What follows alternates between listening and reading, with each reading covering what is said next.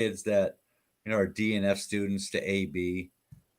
We've taken spectrum kids that wouldn't look at you, the blank stare, and made them look at you and be more socially acceptable, I guess. And I tell people that have really bad uh, down the autism route that they're really bad. I said, we're not going to make your kid a Heisman Trophy winner. We're going to make them as best they can be with what they have. And it is a big change. I mean, the autism kids won't look you in the eye because the brain waves in the back of their head of where their visual cortex is so much on fire that to look at you, they got to put more information back in the visual cortex, and that's way too much fire for them to handle, so they can't handle it. So they try not to look at you, and they try not to process what they're looking at. So if you calm the fire down back there, hey, that's doing something, right? That's really cool. Yeah. So I'm sure there's going to be people that see this interview and they think, oh my gosh, could he help in some way? So first things first, how do people get a hold of you? Well, they can go to brainforcecenters.com, and all the contact information's on there. Perfect. And we have people that I reserve consult time for people around the world that have questions. So even though I can't get to them, I will talk to you, and I will help you find somebody who does what we do. There's different levels of neurofeedback. I mean, there's some neurofeedback that you can take home and do it, right? That's really not as clinical as what we do. There's not a lot of people, I guess, in the world that do it at this level that we do, but there are. Hopefully more and more people will do that. Our goal is to expand what we do and use the racing stuff, IndyCar, NASCAR as our like brand ambassadors, and have a car in those series to get this word out across the country and hopefully around the world more. So more people do this, right? I mean, if you look at the statistics on mental health stuff, we're trending in the opposite direction we should be trending in. For sure. So what does that tell you? What we're doing is not working. Yeah, I'd say. So, I mean, this is not a cure-all, catch-all kind of thing. I mean, it helps the standard 85% of the people it helps, 15 it doesn't, right? We haven't seen our 15% it doesn't yet, because with the advancement of this technology, you can adjust stuff on the fly. You know what I mean? It's not a home trainer kit. It's like taking home a home prostate checker kit. It's going to get messy, but I mean, sorry. I processed that for a second. Sorry. No, stuff doesn't go through customs with me. I'm sorry. No, it's fine. I totally get it. No filter. Okay. I appreciate that. So last thing I want to throw out there at you is somebody might see this and feel inspired, to take action with their own Andy Silverman situation, their own third grade story, their own memory that they want to have an impact on. So I'm sure you encountered challenges. I'm sure you've encountered frustrations and failures along with the successes. So what's, in the last 30 seconds we have here, what's the advice you would have for someone that wants to do something to make an impact in their community like you've made in this one? What would they have to do? I mean, that's a good question. I mean, if you want to do this, I mean, I would research as much as you can on it. No, I just mean anything for people that are like, you followed your passion and you're making a difference. Other people have different passions and they feel stuck a lot. I guess this is kind of funny. I'm talking to you about people being stuck in their mind, right? Yeah. But they might feel stuck, like they can't make an impact. They don't have the background that you have, and they don't know what to do to make an impact. Maybe theirs is their community is a mess or their school system is a mess and they want to do something. So what do you say to people that feel stuck? You're not stuck. I mean, I wouldn't say you're stuck. I just say keep digging. Then that you'll unstick your feet out of the concrete sooner or later. But I went down a different route until I jumped on this route, right? But this route has always been my passion and I guess my everything, right? And I sooner or later I would get there. I had to go through everything else I did before to get to this point. But I mean, I don't know. I wasn't stuck, I guess. I was just occupied doing something different. But I'd say keep going. I appreciate that. One of our change makers that we talked to, I asked that question to, and they said something really cool. And they said, I was scared, right? So my advice to you is do it afraid. Yeah, And I thought that was cool advice. And yours is just keep digging. I love it. Keep digging. Keep digging. You'll get there. All right. Kevin, thank you so much for joining us today. Thanks for the work you're doing in this community. Hopefully, all the change makers here will be united shortly after this. There's 45 change makers from around the world that we highlighted. I know you've already connected with one, and I've got another one in mind that I really need you to connect with. Their work in the autism field is amazing. Yeah. And I think you'll be a good partner for them. But guys, we got more change makers coming up right after this. I'm going to throw it back to my colleague and partner, Larry Cohn. Thank you very much. I'll see you. That was a great story. I mean, you never know what you say to someone, how it impacts. So like his interaction with Andy Silverman in third grade has pivoted and turned around to help thousands and thousands of people. It's pretty right. What I love about it is it didn't start off as a feel-good story. No, right? Kevin is one of those people that's just raw and authentic and real, and to his own admission was kind of a jerk, and recognized that what he was doing wasn't helping. It was only hurting people, and made the pivot. Just like you said, it's really, really an amazing story, and I love to hear things like that because that's real life.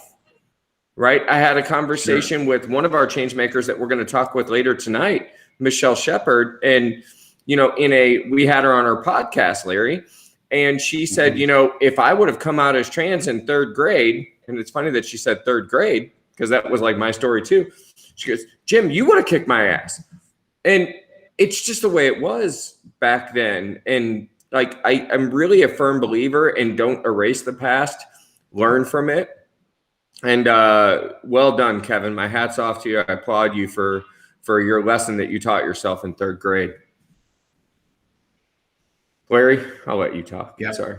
Okay, great. So I'm going to announce our next change maker. He is an international best-selling author. He is from St. Louis. He's actually been named as one of the top 100 St. Louisans to know. But what really inspired me when I heard the interview was that his passion is connecting people and developing authentic relationships. So let us introduce the next Changemaker honoree, Mr. Joseph Luckett. All right, everybody. We are here with Joseph Luckett. Joseph, how are you, my friend? I am absolutely incredible. Yeah, well, you know what? It stands to reason that you're absolutely incredible. I've seen so many amazing things coming out of you. Now, here's what I'll say. A lot of times when I'm talking to the people on these Changemakers interviews, and I've done quite a few so far, and when I talk to them, the people in Melbourne, Australia or Ghana have no idea who I'm talking to and, what their background is or anything like that. But with you, it may be a little different. There may be people that are utilizing your program and some of the things that you put together all over the world. Your message has been spread. But just in case, could you share a little bit about who you are, your background, where you're from, and what you got going in life? I'll start out by saying I am one of 17 children, adopted, and a native to St. Charles, Missouri. Went to St. Charles Community College, which is a local college here. And I also went to, for a very small stint of time, went to Lindenwood University, and I was in pursuit of international business with a minor in Spanish and Sign Language. Fast forward, in 2011, I was introduced to business networking, and it was something that completely wowed me. And I thought that business networking was only available in St. Charles, kind of like living in Maine. You're privy to fresh lobster or fresh seafood. I thought we were the only ones who had access to networking. And I've created a concept, which we're still in the very early stages. I'm founder and CEO of 0 to 100 and author of the #1 international best-selling book, 0 to 100, the gold standard of global networking, which became a #1 international bestseller in the first 43 hours of its launch in 4 countries, 30 categories, #1 in 5 of those categories of the 30. Wow. Is that all? No, I'm just kidding. That's amazing. That's amazing. So you and I connected before you were bringing this all out, and you were so excited about what it was going to be. And so to see it come to fruition is pretty amazing. Now, Joseph, one of the reasons why we nominated you as a change maker was not only for what you're doing, because what you're doing is pretty amazing, but the path that you're blazing that makes other people feel like they can do it too. And you have had a couple of firsts. I believe you were the first person of color to be given the key to the city of St. Charles. Is that correct? Yes, in 250 years of the city being created. That's amazing. And again, it isn't always about what you're doing that makes you a change maker. It's about how other people are made to feel by what you're doing. And that is what was really important to me with nominating you and having you on here. So you were my nomination. A lot of the people that were nominated came from other sources, but man, I had to have you as part of this program because what you do lets other people feel like they can do something amazing, because this is your brainchild, like start concept to birth to growing up to college graduate kind of concept. You took it from the beginning in the infancy stages. Tell me what inspired you to do this. One person out of many inspired me. Her name is Laura Boges, and her and I met after I became a top 100 in St. Louis and You Need to Know to Succeed in Business, which is an award that the St. Louis Small Business Monthly gives to individuals. Her and I met over LinkedIn. She invited me out for coffee. 5 coffees later, she said, "Joseph, can I tell you how I see your life? There's a dream I had about you." And she said, the first meeting that I had with you and every meeting thereafter, this was not just a networking meeting. It was a meeting of inspiration. It was a meeting of excitement. It was a meeting based on education. And at some point, you are going to have people that are reaching out to you that want your time. And given that you love people so much, you're not going to be able to get to everybody. But would you do me a favor? And so I said, "What's the favor?" She says, "Will you write a book and put your process in it? Because if you don't do that, you would be doing an injustice to everybody. You're the most efficient networker that I've ever met. And your name is in so many different rooms, but yet you're not in all those rooms." So Laura Boges was the individual that recognized that and put the straw that broke the camel's back. That's what she did for me. Very cool. Can you share, because a lot of people will hear this and they're like, "Oh, he wrote a book." And please take this the right way. This isn't diminishing of the efforts, but this is explaining why you're such an important change maker. You wrote a book, and that's great. That's profitable. You make money when you write a book. You came up with this concept, all of these things. Those are great. But you've connected amazing people together.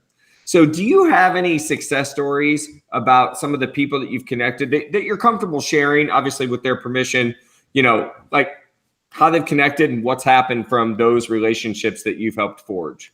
One other person that I bring to the forefront of everybody, her name is Brittany Culbertson. And I was having a meeting several years back with my friend Matt Barbie.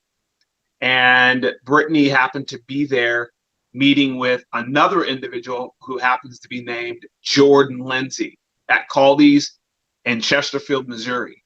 And so Brittany and I were introduced through Jordan. I was there to meet Matt Barbie. And so we exchanged information. Weeks go by. Brittany and I get together. Fast forward of Brittany talking with me, having conversations with me, us sharing each other's network. She ran a statistics chart. I think that might be what it's called. And just listening to me and applying some of my philosophies and my approach when it comes to business networking, what she found out was 43% statistically of her business came by way of me. And by applying my philosophies and principles when it comes to connecting with individuals.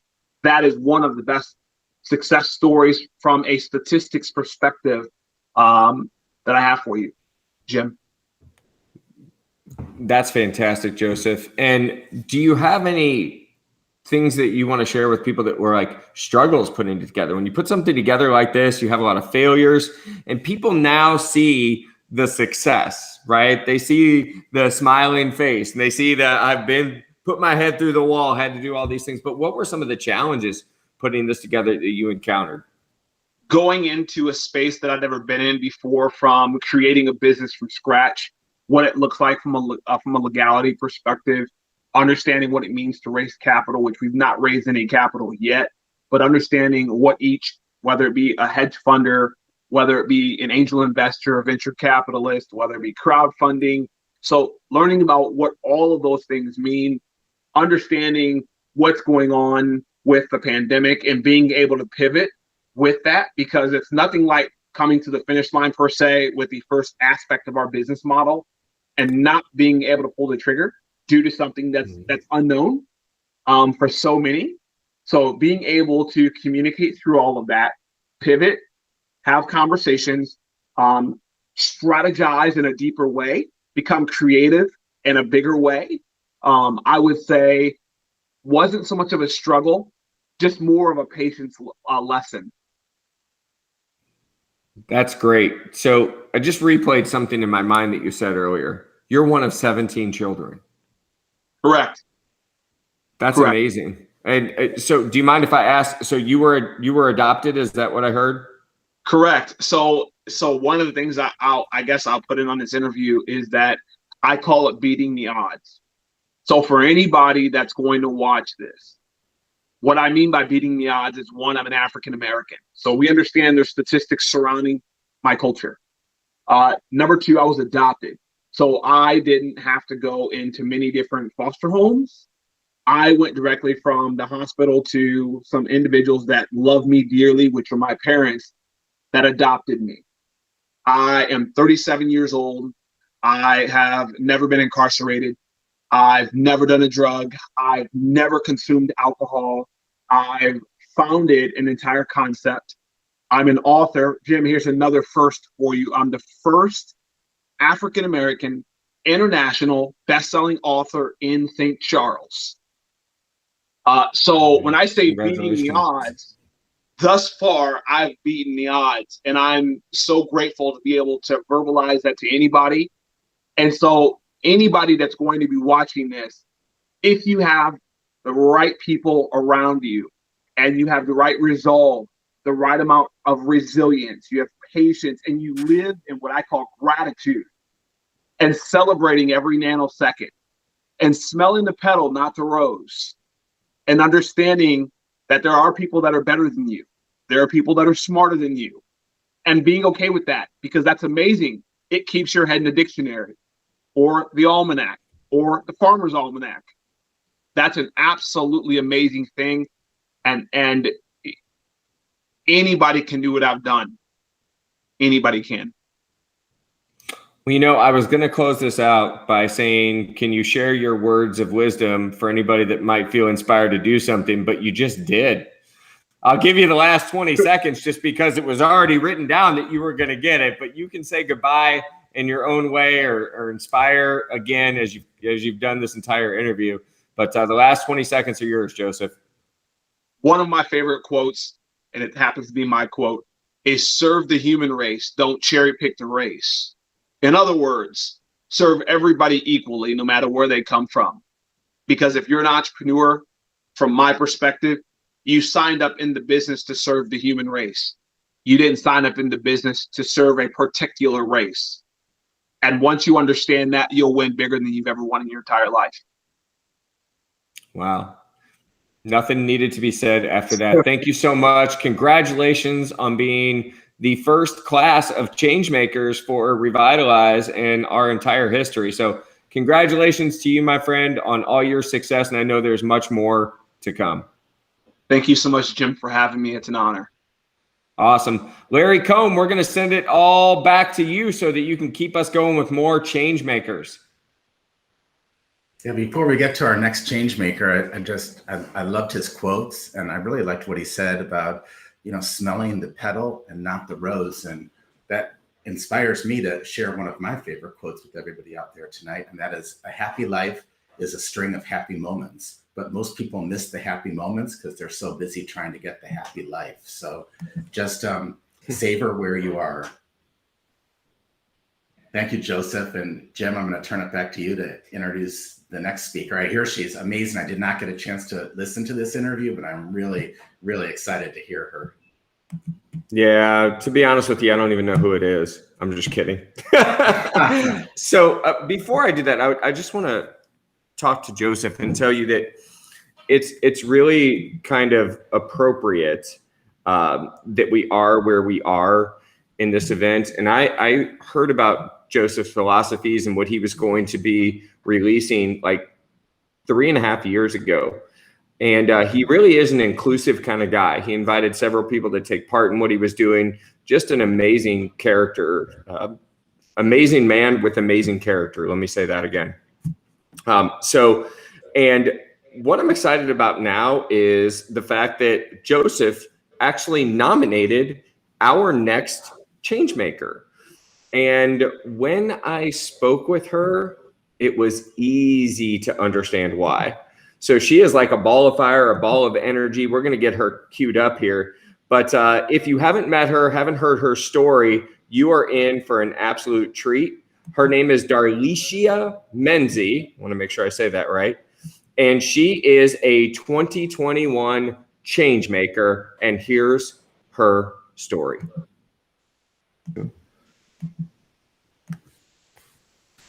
All right, we are back with Changemakers, and I'm not going to even attempt to mess this up. Actually, I am. Is it Darlicia? Yes, it is. You did. And you never said your name. I just have always had it in writing, and I said hello when we got online. So I did good. Darlicia Menzie yes, is our guest here, one of our 2021 Changemakers. Welcome and congratulations. Thank you so much. I'm honored.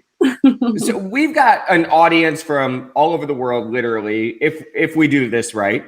And they're gonna be watching, and they're gonna have no idea who you are and what you do.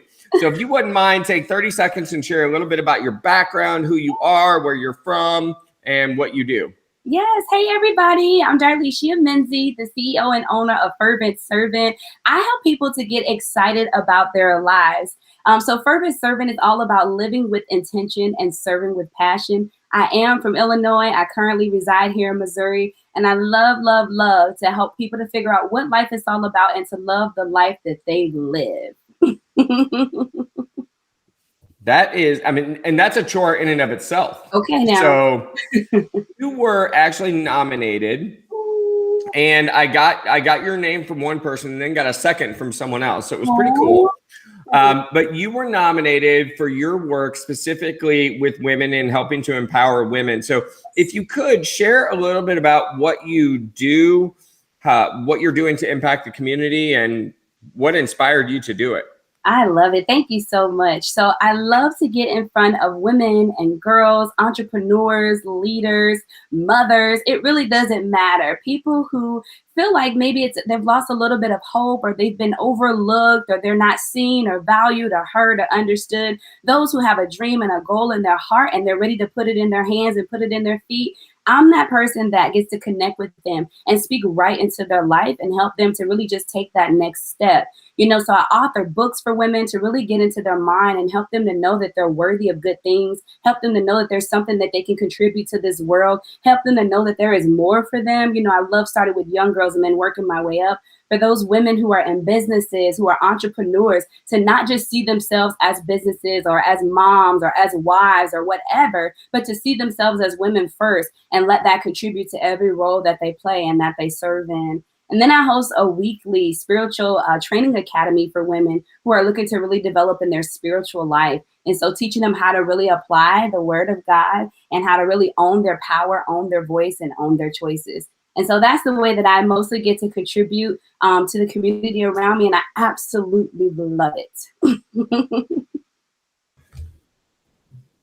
That is fantastic. And So with what you're doing, you know, a lot of people may say, well, that's your business, but you're active in a lot of networking groups and you go out and you help to empower women in your community outside of your practice. And I think that's what makes people change makers, is you can love what you do and you can do it really well. But when you go above and beyond and you're out there impacting, volunteering your time and your resources to help, I think that's just amazing. Do you have any particular success stories or any, you know, maybe the struggles might be better from your perspective of what you've gone through, just trying to chase your dream and get there? Yeah, there's plenty of both, honestly. I would say one of the greatest struggles that I've experienced is understanding that I really have something that people want and that people need. I was one who really dealt with looking to the left and to the right, comparing myself to everybody else around me, to where I never really focused on what I could contribute. And so there was always like this dissatisfaction that was just living inside of me, and there's insecurities that rose to the surface, and it really stifled my progression, being able to move forward. And so even thinking about why do I do what I do? Why do I get out in the community? Why do I love women so much? It's because we all have something to offer. And so the struggle that I've overcome that I don't want you to have to deal with is to know that you have something to offer. It doesn't matter if it looks like the market is oversaturated. It doesn't matter if somebody does what it looks like it's just like you. It's never going to be just like you, because they're not delivering it how you would deliver it. And so if I can help you in that area, don't struggle where I struggle. Just know that there's a place for you. And then many successes is that whatever you produce, know that it's something that's coming from your heart. Like every time I wrote a book, created a resource, did a video, anytime that I created a course or a class, I'm like, what? How is this even possible? Because I didn't go to school for this. This wasn't something that, you know, I degreed my way into. This was just something that was burning on the inside of me. And so if I can offer another word of encouragement for you, there's something burning on the inside of you. There's a fervor that's on the inside of you that the world needs. Somebody needs you. And so celebrate your wins. Celebrate your wins and learn from every experience that you have, whether it's pleasurable or unpleasurable. You can take something away from that for sure. That's amazing. And I love the way you delivered that. No pun intended, no play on words. But it really was. It seemed genuine and authentic. If somebody wants to get a hold of you, how would they find you? Yeah, so my website is darliciamenzi.com. Anything and everything that is attached to me, you will find it there. And that's just darliciamenzi.com. And for those of you that are watching the screen, her name is right there. So you should be able to find it. But okay. And the last piece of advice I'd like to get from you is for those that may see you and feel inspired to do something. Maybe they feel compelled to help other women, or maybe they feel compelled to help other men, depending upon their circumstance and situation. But they say, you know what, I don't have the time that you have, or I don't have the drive right now that you have, but I really want to do something. How would you advise them to get started doing something? I would advise you to figure out why you want to do what it is that you want to do. And once you figure that out, there's going to be nothing that gets in your way. Value every moment that you have. I was still working a full-time job before I ever started what it is that I have going on now. And now I have the pleasure of being able to do it full-time. But there was nothing that got in my way because I knew why I was doing it. I wanted to become what I needed. I wanted to become who I needed. And so my encouragement to you is to get started. It doesn't matter the amount of money you have, the amount of exposure you have, whether you have a platform or not. I had none of those things, honestly. I just jumped on what was available to me using the resources that I had, free social media, and I just started doing it. And I perfected it from there, and I'm getting better, and I continue to develop and grow from there. And I connected with others, you know, who are doing what I want to do and who do what I do. And then those who want to do what I'm doing, connect with all of those spheres and continue to perfect your craft. That's great and amazing. So thank you so much for being with us. Congratulations on being the first ever class of Changemakers that we have released. So much. I'm going to send it back to my co-host, Larry Cohn. Larry, take us away. So, like I said, I did not see that interview until just now, but I remember Jim getting off the the call with her and saying, "Oh my God, Larry, wait till you see this She's lady. so She high is like, energy. right, fired up." Now I know what you mean. Like, I'm fired up. Right. I love so much of what she said. She has such passion, such heart. But a couple takeaways for me are just, don't look to the left, don't look to the right. So many times we're taking score, looking what other people are doing. Look inward and make every experience work for you, the pleasurable ones, the non-pleasurable ones. And I think, at the Jim and Larry team, that's why we're doing this. We have a concept called mastering the spin, which is similar to the pleasurable and unpleasurable experience, whatever it is, master that spin. And Darlie, she has certainly articulated that tonight, and I'm looking forward to meeting up with her in person since she's right here in St. Louis. Yeah, she was. It was really fun talking to her because she brought an authenticity to her energy. She did. And a lot of times people get fired up, and you're like, "Well, what are you fired up about?" Like, and she was like, you could tell she's fired up about life and just living, and her contribution to the community and the other people that she's working with. It's really, really quite fun to watch. And for sure. Yeah, we received a question, and I want to tell everyone that we will address the question in between the next video. So after this one, before the next one, we'll address this. And the question was from a gentleman named Greg Purdy, and he said he messaged me on here saying he was confused, and then messaged me privately and said, "I don't know why Jim and Larry are doing this, and I don't know exactly what it is that your business does. And I want to let you know that we're going to address that for you here in just a little bit." But that's the lead in. That's all we're going to talk about for right now. And I'm going to let Larry cue up our next segment.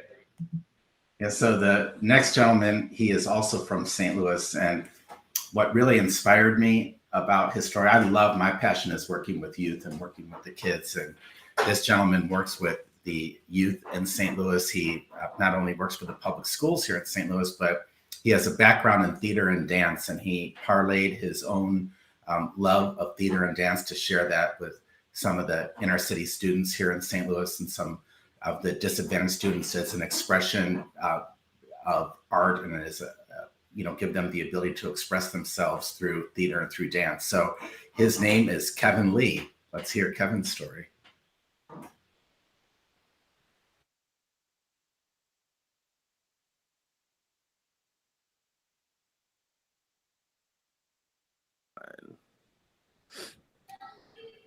All right, we are back. More Changemakers21 coming up right now. In fact, we are joined by a very special guest, Mr. Kevin Lee. How are you doing, Kevin? I'm well, thank you. How are you? I am doing great. I'm really excited to have you on here. Some of the work that you're doing is amazing. And when you were nominated, I had never heard, just being honest, I had never heard of you or your organization. And that is why I think this work that Revitalize is doing is so important. And I'm really honored to be on their board and part of the project.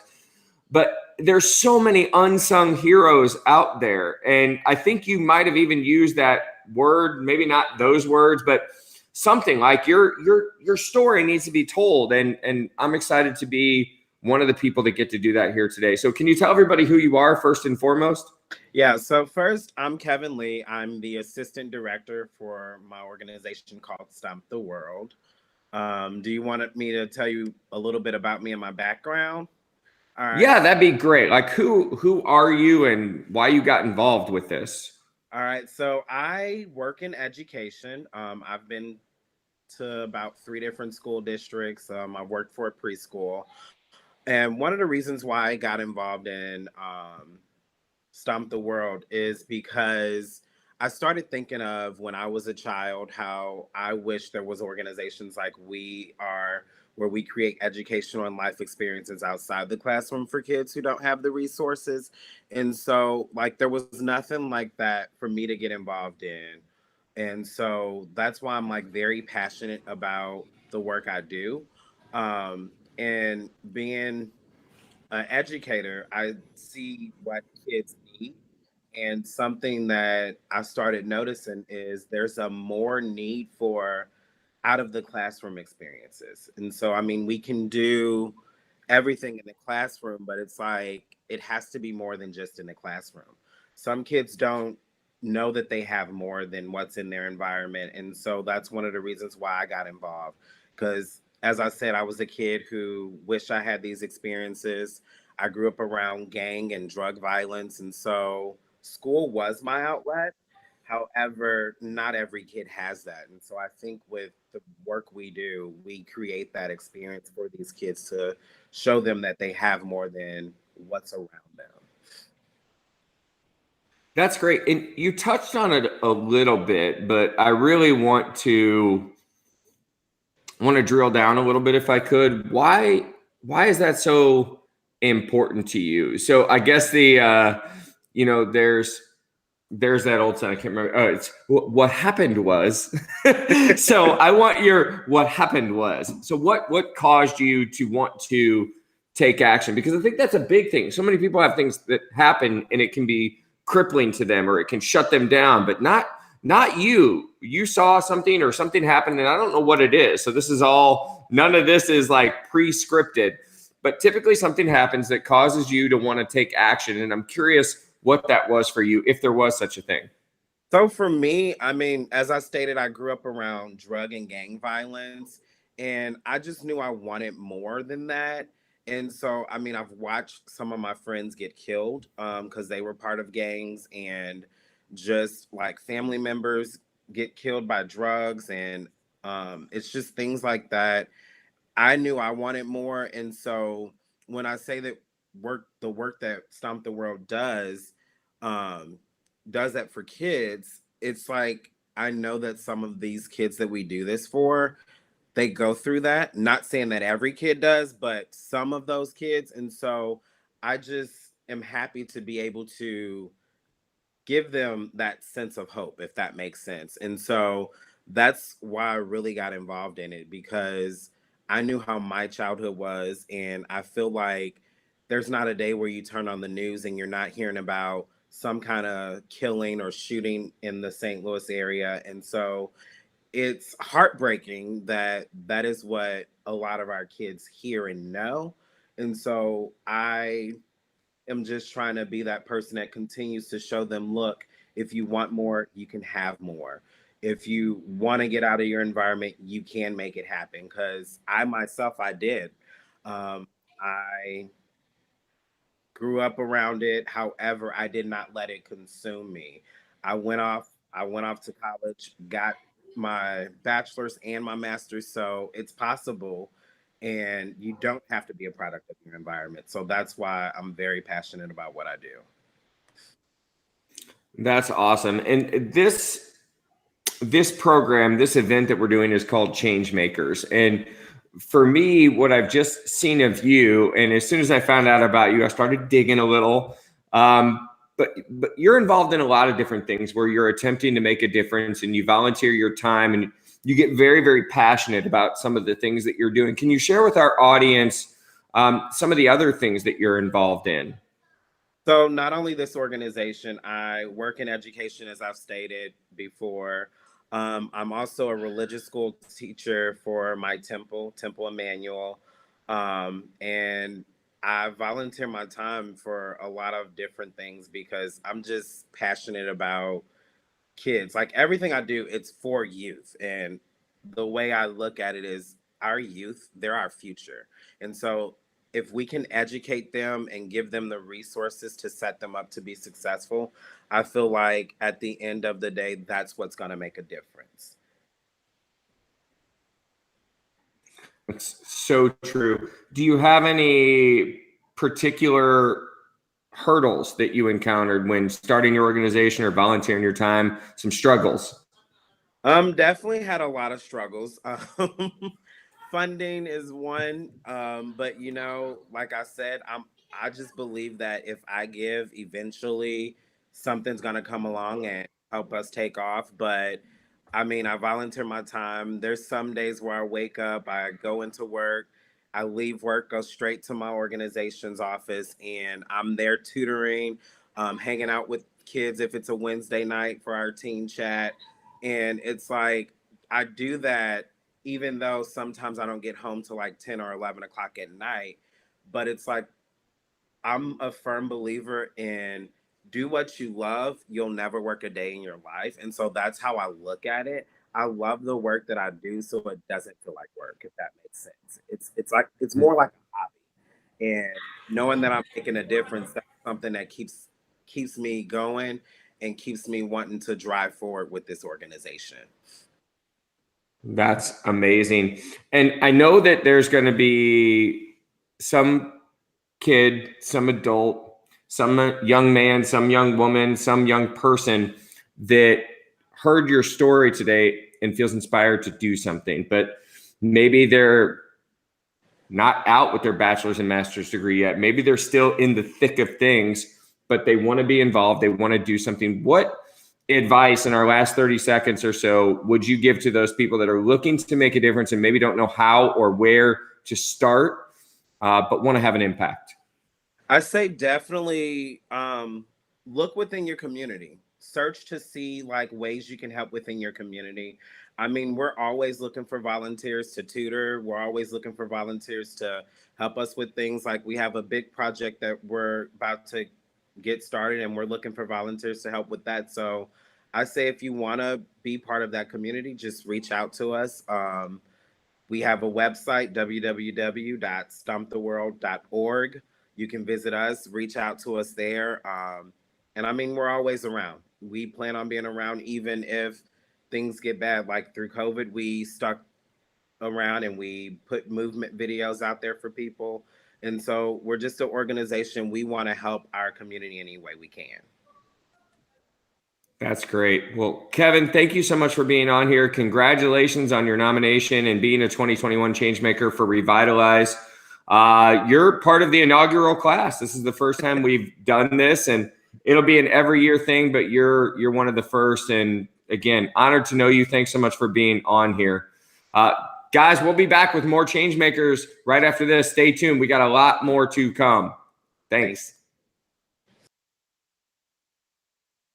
I love that story. And, Jim, my passion for kids and youth. So it really touched me. And, he came from a background of drugs and violence. And not only did he, as he said, not get consumed by it, but he's now giving back to kids in that same community so that they don't get consumed by it. It's so important. I mean, I just can't emphasize enough how impressed I am by the work that Kevin is doing and some of the other change makers here about how they're taking their past and then, moving it forward so that other people may not have to go through some of the challenges that they did. I can't hear you. You're muted, I think. Thanks for saying that before I got all the way through what I was going to say, which you did last night. I know. So, we're adapting and learning. It's great. So listen, there's so many people on here that their stories inspire and might make you feel like you want to do something. And so I'm just going to say, one of the things that you can do is you can help us tell more stories. So you can make a donation to Revitalize, and you can even name 1, 2, 5, 10, all of the change makers that we have. And a portion of your donation will go to benefit them. And Jim and Larry will match the donation dollar for dollar up to $5,000. So we're really looking to help the people that feel inspired to make a difference. And Larry, I'm going to flip the script back now, because Greg Purdy asked, why are we doing this? And I've had a lot of people reach out to me and say, hey, what's the reason why you're doing this? And Carol, to answer your question, the Revitalize website is scrolling across the bottom of the screen. It's a revitalizedworld.org. And you can go to revitalizedworld.org/changemakers to get information on here. You can also go to the jimandlarryteam.com. And this is actually streaming live on that website. And there is a donation link to Revitalize right on there. But so Larry, why did we want to get involved in this project? I'm going to let you start, and then we can just talk about it for a little bit. Yeah, so I mean, the reason that we started the Jim and Larry team and the reason we wanted to get involved in this project, again, goes back to our past. So I'd just like to share a little bit about my past and why I chose to be involved. Several years ago, I fell into drug addiction, and from drug addiction led to homelessness, and really at a place where I didn't know if I wanted to or if I was going to end up living or dying. And somewhere along that, I just made a decision that my current situation, meaning my homelessness and my addiction to drugs, was going to be a really good part of my future story. And I didn't know why it was going to be, and I didn't know the hows, but I just made a decision that it was. And once I set my mindset to that, slowly things began to come to me to lead me out of the world that I was in and into a different place. And when I got to that different place, when I became stable enough, I wanted to reach back to people who might be experiencing homelessness or addiction or any type of life, crappy situation, and let them know that wherever you are in life is just a moment in time. It's just where you are now.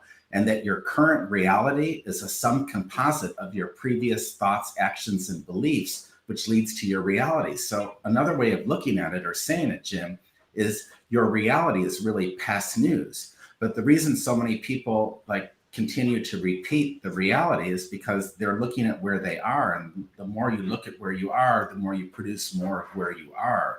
So you've kind of got to put a period at the end of where you are and start a new chapter. But it's easier said than done. So at the Jim and Larry team, we have several programs: the Art of the Pivot, Mastering the Spin, the Shifted Reality, where we work and inspire with school children, with businesses, with individuals, pretty much anyone who will listen to us, to let them know that wherever you are is just no more than that. And we have developed techniques and skills to get people to a different point. And so we thought, wouldn't it be great to highlight other people in communities around the world that are doing something similar to what we're doing? And I think that's where the Changemakers concept birthed from.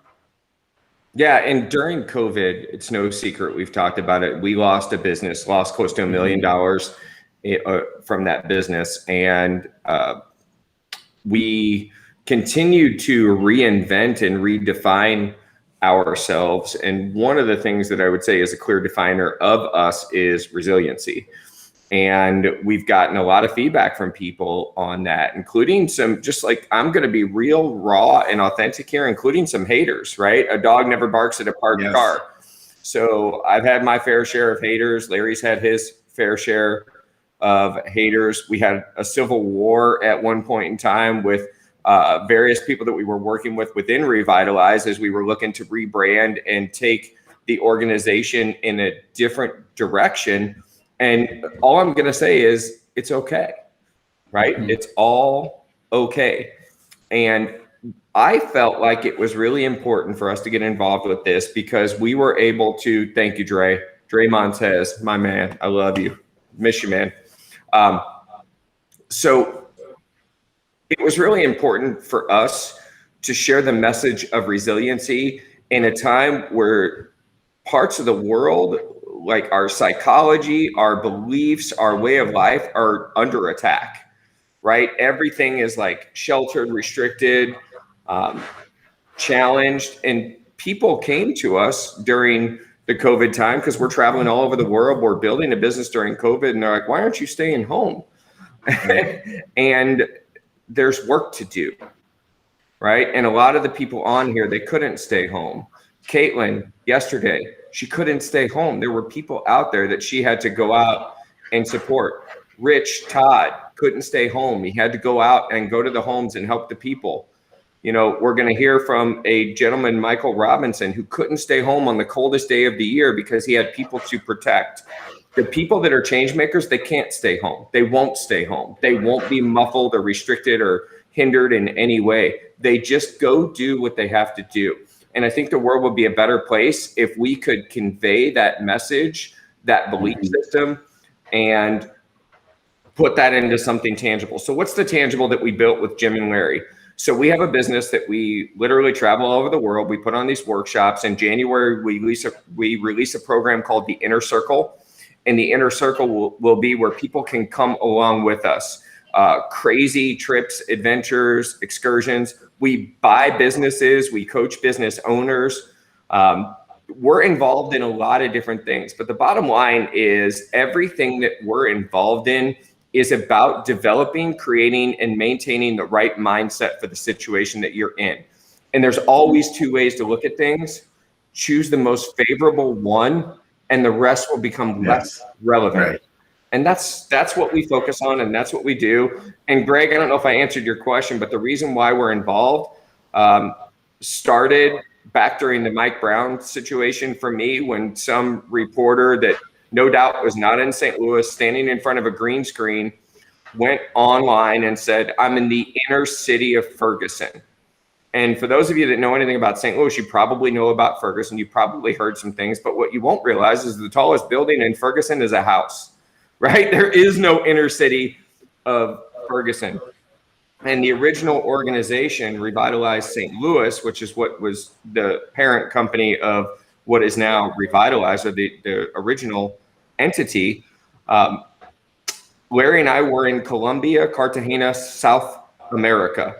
And we told somebody we were from St. Louis, and they said, "Ooh, isn't that dangerous there?" And I'm like, okay, listen, we're in the cocaine capital of South America. We are in the cartel capital of South America. And you're asking me if St. Louis is dangerous. And I realized we had a responsibility. And like Kevin Moore said yesterday, that means the ability to respond, to paint the world in a different light, paint St. Louis in a different light. And more importantly, there's so many people out there, like the men and women that we've mentioned before, and the rest that you will hear from tonight, that are doing great things. And I don't need to hear why Trump is an awful president, or Biden's an awful president, or why the economy is terrible or it's great. We need to hear about the people that are doing the good things. And there was just no platform, aside from what BJ Murphy put together in Kinston, North Carolina, one of our change makers. There's no platform where that was being told. So we have the ability to respond, and so we shall. For sure. So anyway, that leads us to our next change maker. Yes, I'm going to let you cue up this man. Thanks. I love him to death, and I'm excited to hear his story. Yeah, so we met him, as Jim said, when we had our business, which was called NextCore, and he came in off the street, and he just was so passionate about the neighborhood in which he lived in, and had so many different ideas on how to make it better. And he would not keep quiet. This was not about what was in his pocketbooks, but it was about what was in his spirit and his heart. And he just went to parks. He did cleanups. He spoke to anyone that would listen to him. He went door to door. He just was passionate about building a better neighborhood. So let me not say anything else and introduce Mr. C. Sharp.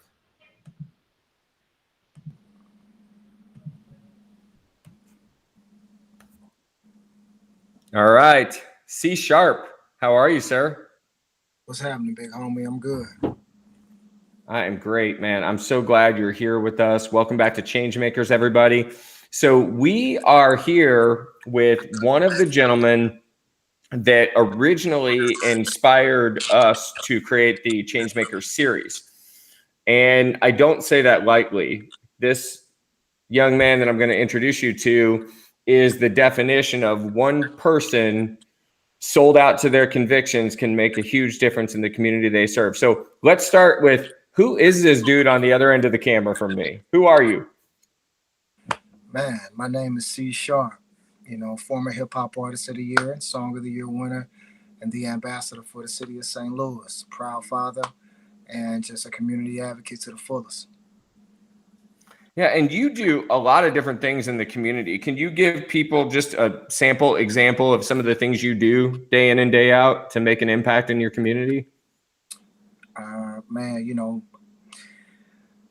the biggest thing that we can do every day is, first, we got to have the blessing to be able to wake up, and then, be able to look around and, see what needs to be done. So, I've just been able to organize things, for Christmas, back to school, things in the park, things to help facilitate public safety matters, to help get those conversations and stuff like that going, bringing solutions that could potentially help, cut into some of the, devastation that we see going on. I mean, I don't really think about it as what I can do. I just try to figure out what I can be a part of, and if there's something that I can be a part of to either help it get over the table or to help it, get more notoriety, more acknowledgement, then, I just want to be a part of it. That's great. And you are. So a little bit of my own personal history with you. You and I met, almost 4 years ago now. You had events in our building where Revitalize is headquartered, where Next Court was headquartered, where Jim and Larry was headquartered. And you came down and you did a toy drive that raised hundreds of toys that you were able to give away to kids. We have those pictures. It's just been kind of an amazing thing to watch you do what you do. But I've got to ask you, there's a lot of people in the neighborhoods just like you that don't do the things that you do. So what has inspired you to do this? Why do you do it? Well, sometimes, it can come from a space to where, like, damn, I wish somebody would have done this for me when I was that age. It can come from that space, or, it can come from, somebody giving you an idea and they know that they may not have the ability to kind of get it over the table. But if they gave you the idea, then, you have the ability to manifest it. So, sometimes it can just come from other people, and people use you as the canvas, that to draw on. Sometimes, you can see a dire need, and, you can just have the ability to really actuate and cultivate the community behind doing something immediately and doing something just expeditionally. So, yeah, let's talk about that for just a second, because one of the things that I saw you do is there was a lady trying to get a community garden together. Yeah.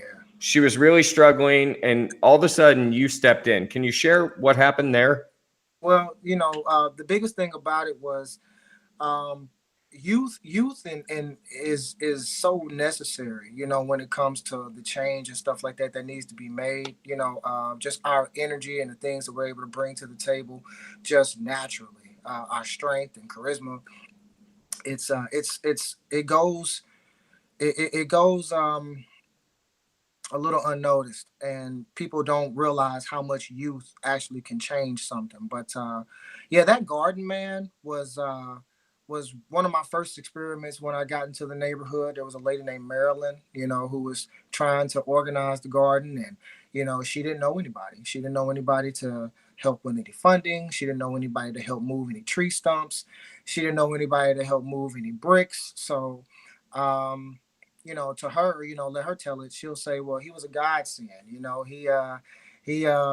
not only took on some of the work himself, but he also helped facilitate getting me in some of the spaces to get the LRAD to the property itself. And then, meeting, people like you and Larry, for potentially, throwing some monetary, funding behind it. And there was an idea that we actually came up with as a committee to self-invest, and everybody at this table should be able to put in at least $100. So instead of going and asking the community for $1,200, it'd be easier to go and ask the community for $400, because of the investment that each person has made at this table.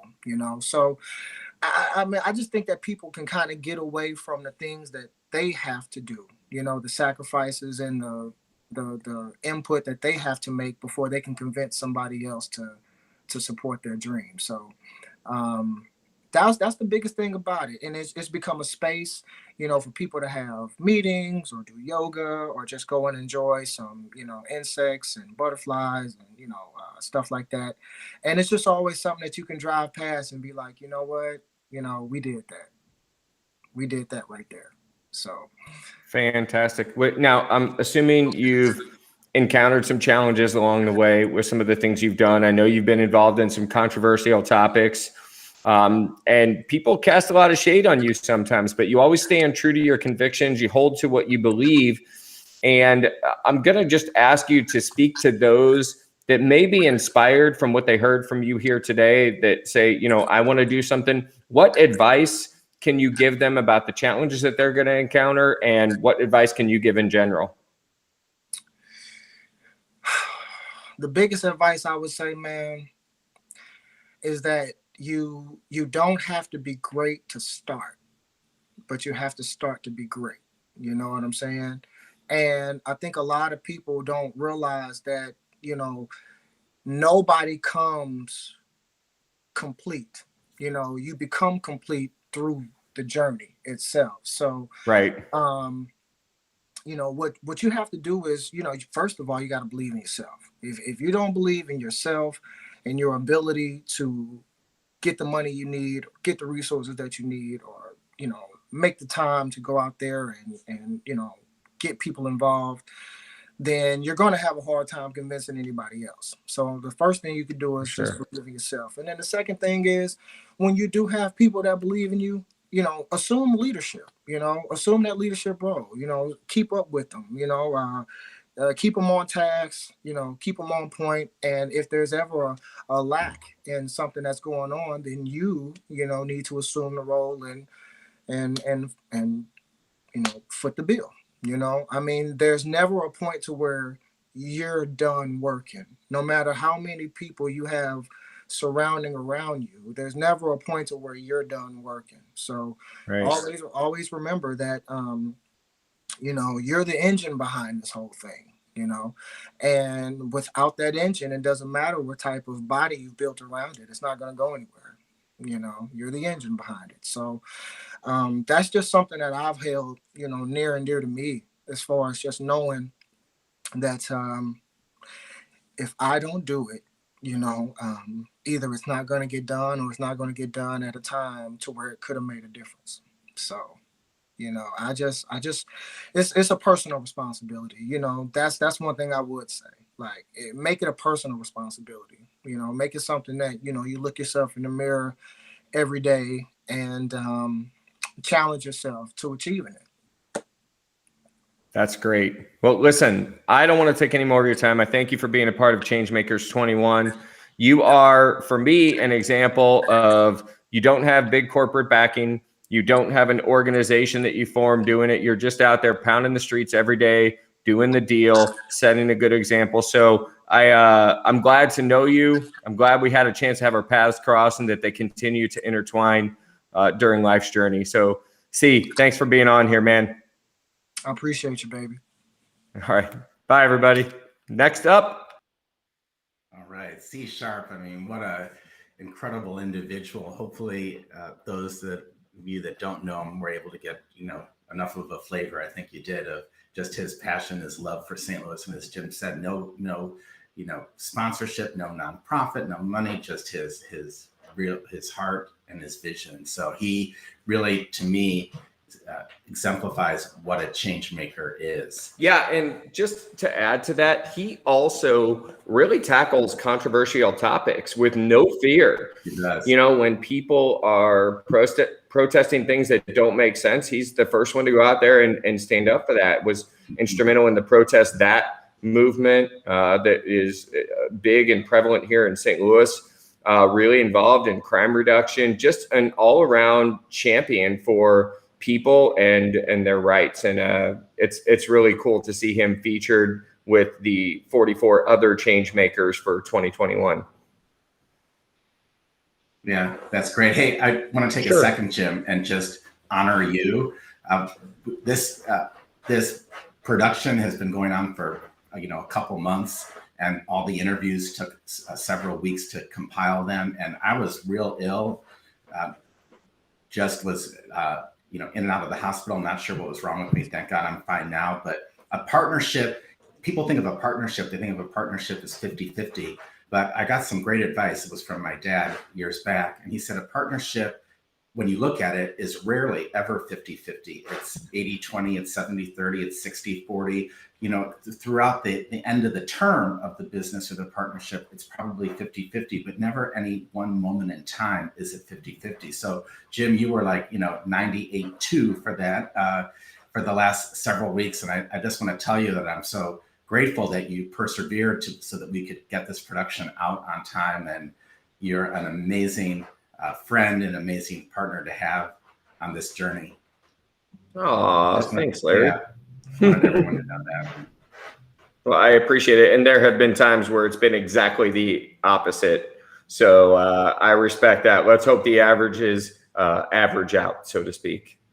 Sure.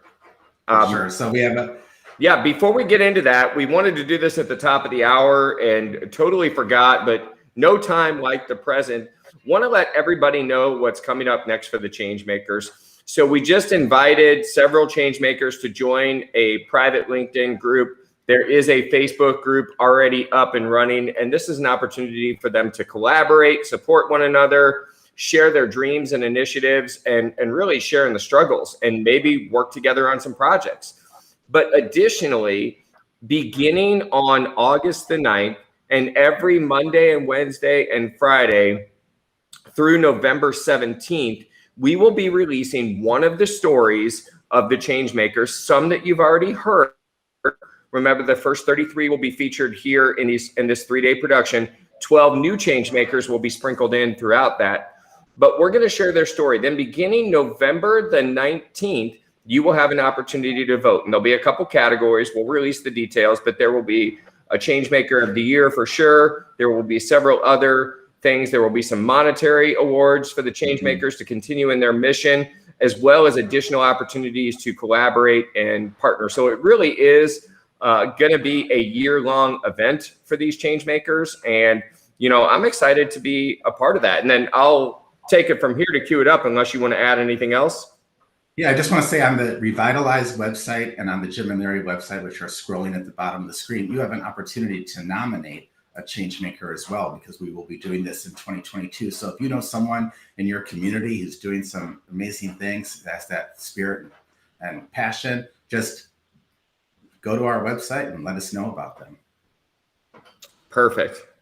And the next one's up to me, right, Larry? Yes, sir. Perfect. So I want to kind of take lead and introduce this individual. So I first met him. He was actually my son's 8th grade football coach, and he's a hard-nosed guy that doesn't take any grief from anybody. He's really really an amazing person. But then I got him to know him in the business sense. And the gentleman I'm going to introduce, Nick Atkins, was instrumental in helping us find people to support during Streamathon, which raised roughly $100,000 in money and services that we gave to the small business community locally. And Nick was really instrumental in helping us find people that needed our help and that we could help. And then I reached out to him again for the Small Business Independence Day celebration, which was about raising awareness for small business owners that were in need at the time. This was last July in the midst of the pandemic. And he was quick with names to lend support, to make connections. And then for Changemakers, I reached out to him again. And of course, he was quick to respond with names and people that he thought would be a good Changemaker. And we actually connected with several of them. One of his nominations was actually chosen as a Changemaker. So Nick Atkins is just an amazing guy, very selfless, and you're going to hear his story right now. All right, we're back for Changemakers21. I'm here with Nick Atkins. How are you doing, Nick? Fantastic. Thank you for having me, Jim. Yeah, so Nick has been involved in the first 2 events we did, Streamathon, which was an event in support of small business. And he was involved in the Small Business Independence Day celebration that we did as Next Core. And then now this event with Revitalize. He was so active in helping us find people that were community leaders, movers and shakers, small businesses that were doing good and potentially needed the awareness and the recognition. So we thought it only appropriate when we announced Changemakers21 that one of the people that is a Changemaker and helped others be recognized as such should be featured on the show. So Nick, nobody in Australia or Europe or Africa or South America, wherever they happen to be watching this, knows who you are. So can you share a little bit about you, your background, what you do for a living, your family, that kind of stuff?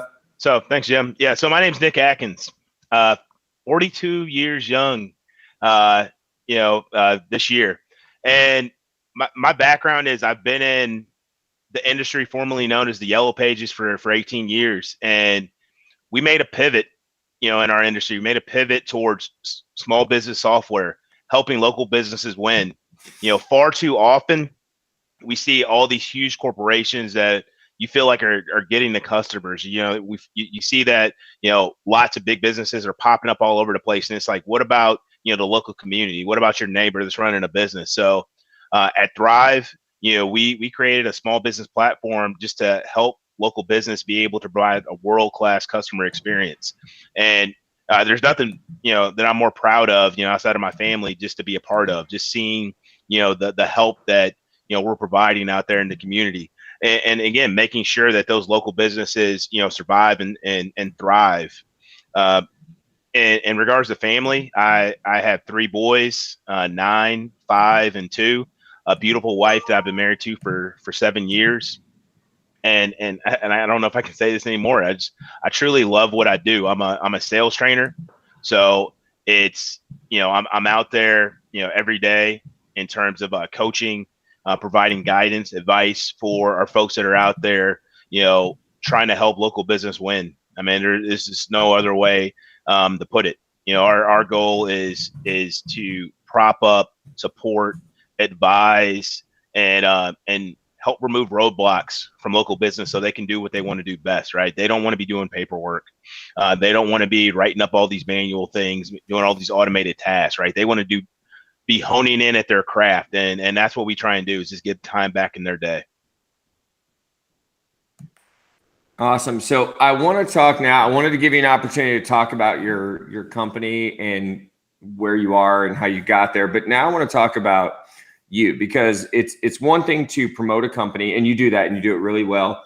But you act in promotion of so many others. Each time we've done one of these events, I reached out to you. Who do you know that might be that person that we need to talk to? And let me just share with everyone how I got to know Nick. So Nick also works as a football coach, and defensive, right, Nick? Yeah. I dabble in the offense, but I mean, defense is just where you could just, grit your teeth and just cut loose and just get so excited and amped up with the boys. Yeah, and I've seen that from you. Nick actually is just a phenomenal coach, really inspires and brings out the best in the kids. And I've seen that firsthand and seen the impact that it can have on those young men and women, and what they're able to do, and how that transcends and I guess becomes even bigger than the game that they play, because those are life skills that they're teaching. And then on top of that, to see, when I asked, hey, who do you know, the level of detail, hey, this person does this in the community and they're involved in that, and this is why they're a change maker. It was just so telling to me, because that's not part of your scope of work, right? That's not in your business plan. It's not part of your compensation package. You're just involved in the community. And we started a Facebook group, maybe a year and a half ago, right at the beginning of COVID, that is now morphed into like a small business and entrepreneurs, small business leaders and support Facebook group. And there's over 1,000 members in there, and Nick is highly active in there. He's always giving advice and helping. And I've not once, and hopefully this doesn't get you in trouble at work, but I've never once heard you say or seen a comment in there that says, that's why you need to talk to my company. Mm-hmm. It's not about self-promotion, and you don't do that. You're really involved. So let me ask you this. Yeah. Aside from being bred into you with your organization, why do you think the small businesses and the small business owners are so important? Why is that so crucial for you? I mean, these are your neighbors, right? These are the people to where you coach their kids. These are people that It's not just a face. It's not just a huge corporation. Those are people behind there. So something that was really important to my wife and I, and it's no disrespect to, any of the folks that, own a franchise or a major business or anything like that, but we made it a conscious decision that when we decided to eat out on nights or utilize curbside, we were going local, right? We were going local because they don't have, those millions of dollars backing them to say, hey, we're going to help prop you up until we're out of this. Those are those folks that, are, we're struggling, just like each and every person, in some form or fashion, whether it was, being closeted up and not being able to get out, whether it was financially, whatever the case may be. So we wanted to do anything we could to just support, the folks that we run into every day, right? We don't run into, the CEOs of major corporations or Fortune 500 or Fortune 100 companies. But you do run into are people, that are running that local deli or running that local restaurant. And I think it just opened us up just to a lot more variety and food. I'm going to do a plug here. I just have to do it. There's this place, Mello's Pizzeria, that's connected right to Blue City Deli. If you haven't tried it, it is phenomenal. And that's in St. Louis, right, Nick? That's in St. Louis. It's delicious, and we make it a thing to where once a month we try and make our way out there to go pick it up. I bring it back, and it's just phenomenal. I don't know if I would have found that if we hadn't been kind of searching like local restaurants and stuff like that in the area during the pandemic. That's great, man. And those are the kind of things, like, I know that Mellows isn't one of your clients. It's just someone you found and you're supporting them. So the life of I've talked to a couple of coaches. It seems like coaches seem to have the mindset that we're looking for, and they're always involved in a million things. But I know your schedule is crazy. Just trying to hook up with you for this interview was redonkulous. It was crazy. We couldn't get it in there. So you are involved in a lot of things and you give back in a lot of ways, and you have a busy schedule. So I probably imagine you have somewhere in your mindset or mantra, no excuses. And I've heard you yell at the kids, or I mean, coach the kids and say that. But so what would you say to somebody that's maybe hearing your story and they're like, man, I can do that little bit. I couldn't do some of the things that I've heard other change makers do, but I can support local. I can do those things. How would you advise them to even get started being more active and involved in their community? What's the key steps? I mean, I think the key step is you gotta take that first step. It's set a goal in terms of what you want to do and then go do it, right? If it's, I want to frequent local business a little bit more often, at least once a week. So instead of me going to McDonald's or Pizza Hut or Domino's or something like that, I'm going to find a local business, to put my money towards. If I want to volunteer, it's hopping on Google and finding ways that you can volunteer or contribute. I think it's that first step that you have to take, because a lot of times it's, I'll do that tomorrow. I'm going to do it tomorrow. I'm going to do it tomorrow. And by the time we look up, it's December 31st, and now you run out of time to get it done this year. So if you don't write it down in terms of what you want to achieve from a goal perspective, or what you want to contribute. I mean, one of the biggest things that we got in our house now is we have a calendar on our board, so where we know, hey, here's what's going on for the month of July. It's all written down, it's color coded. That way there's no confusion as to, like, for today, right? I'm like, board was clear. We're good, right? It's clean sailing. I don't have any other commitments that I need to worry about. Just got done with a training class, but no other commitments. But I think it's just saying, am I going to do it?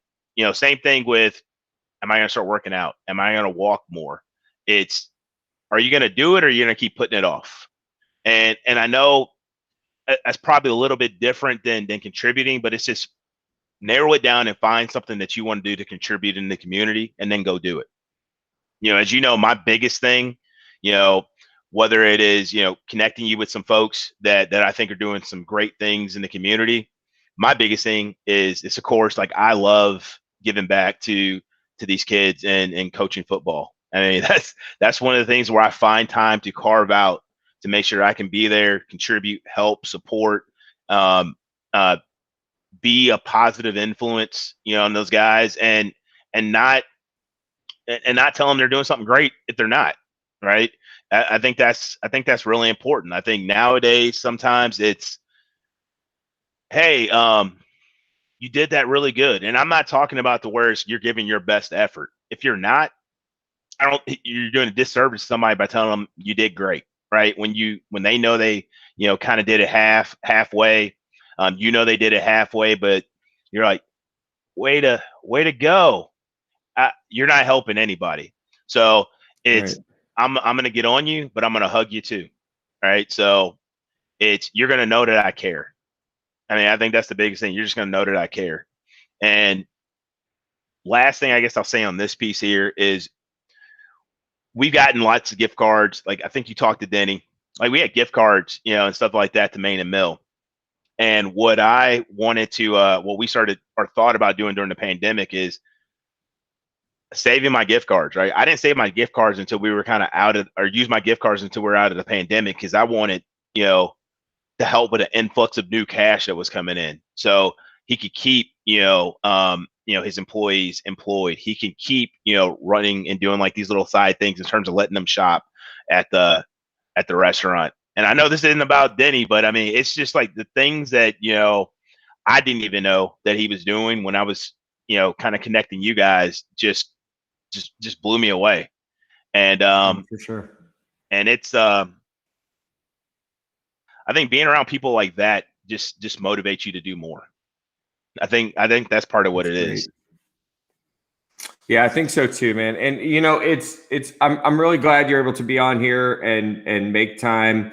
Again, I think you're an example of what a change maker could and should be. Not only are you inspiring the youth to be better, you're giving them honest, critical feedback, teaching them values, and then supporting your community and making a difference. I can't tell you how many businesses I've been introduced to by Nick that I now do business with. And I know I'm not the only one. So you are a change maker in the small business community in St. Louis and now globally with your expansion. So congrats on your success. Congratulations on being the first class of Changemakers 2021. And we'll be back with more Changemakers after this, guys. Thanks again, Nick, for being here. Appreciate and, it, more to come. Stay tuned. All right. Thank you.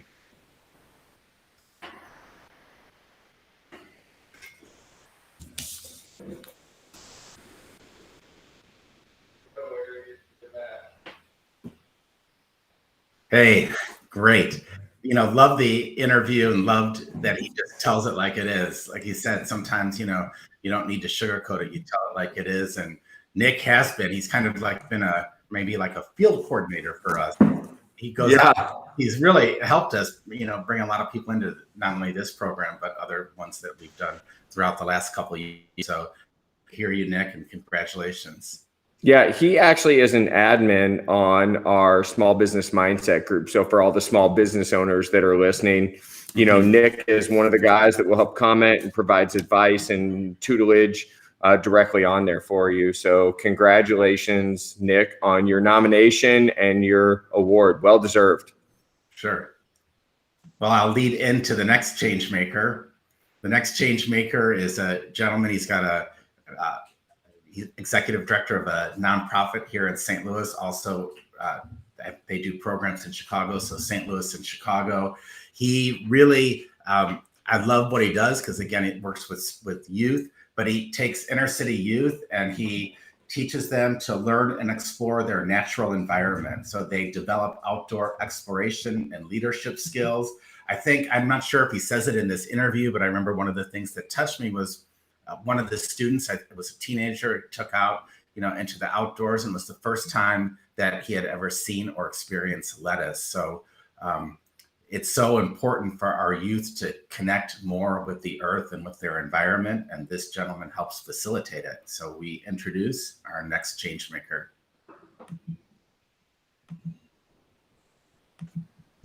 All right, we're back with more change makers. How are you doing, Nadav? I'm doing well. Thank you so much for having me here today, Jim.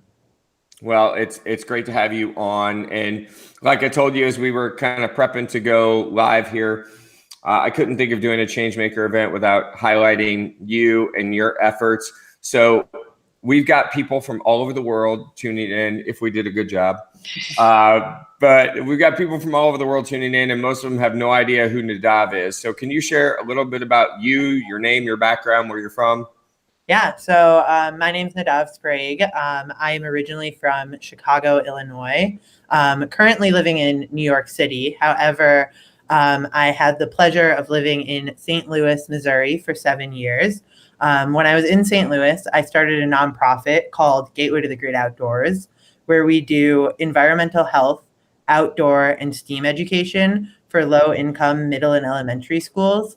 So each week we have mentors come into the classroom of these low-income public schools and then work with the students on their science curriculum, adding hands-on experiments that relate to environmental science.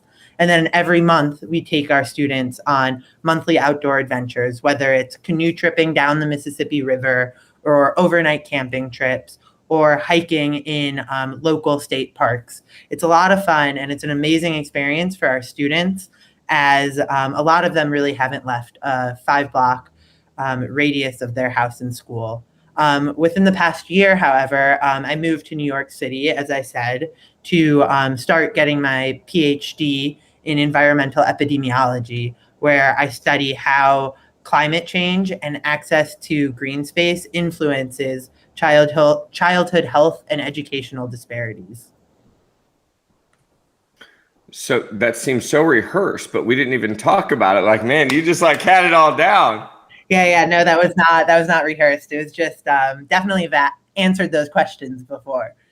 I totally get it. Well, when we were thinking of a change maker, we thought about your work with the children. I've personally seen some of the kids that you've worked with, just the videos, the success stories, talked with a lot of people that are involved in your programming and had personal relationships with them, where I became friends with a lot of your staff as they've come through your organization, and some of them have gone on to do different things. Some of them have gone on to run different offices for you. So you have offices, or locations, let me get this right, in St. Louis, Chicago, and New York?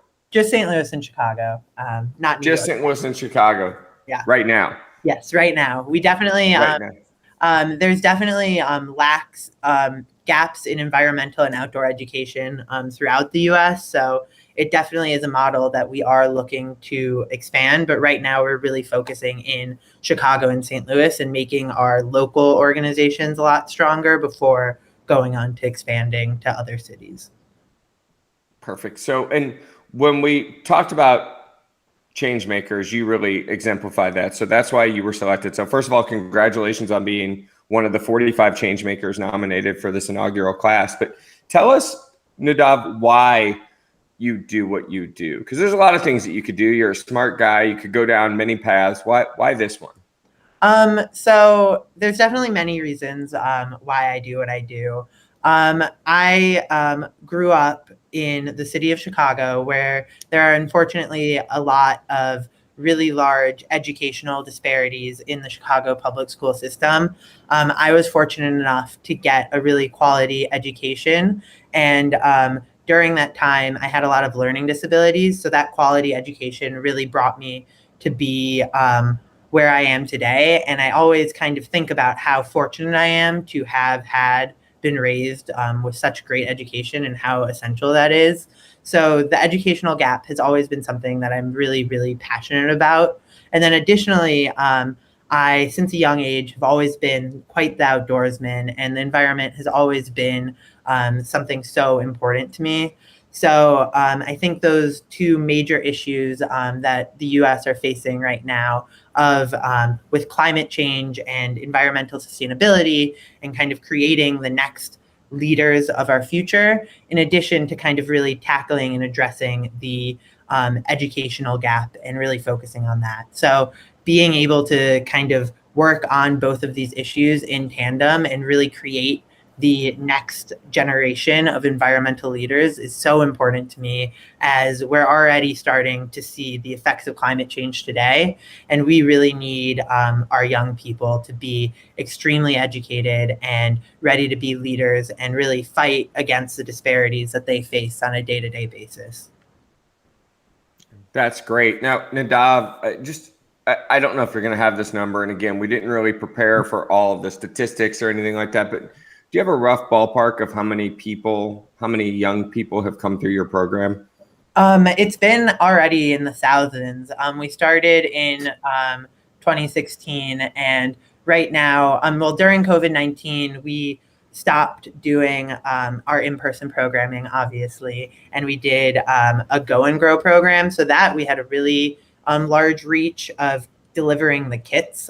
We reached over 2,000 students there, but Wow. our traditional program has gone way over 2,000 as well. And we typically have approximately 650 students per year who do the really in-depth program, the weekly programming and the monthly camping trips and adventures. All right, so I'm going to ask you another question and put you on the spot. So when kids go into these things, they probably see things that they either had only imagined before or couldn't have imagined before. So what is the coolest reaction you've ever seen from a child going into something for the first time?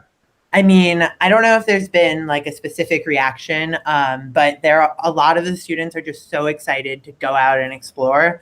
And it's really great to see, because a lot of the times at first, since it is new experiences, at the beginning of the hike, they're really worried and timid and they don't want to like go off and like explore. But then within a 1 mile hike, then they start climbing up rocks and climbing trees and exploring and really getting their hands dirty. And from being scared to getting their sneakers muddy, then they like are full of mud by the end of the hike. And I think that's really, really the best experience. But it definitely is a lot of our students' first times doing a bunch of things, whether it's their first time swimming in a lake, first time hiking, first time we've had students for the first time have lettuce when we take them to farms.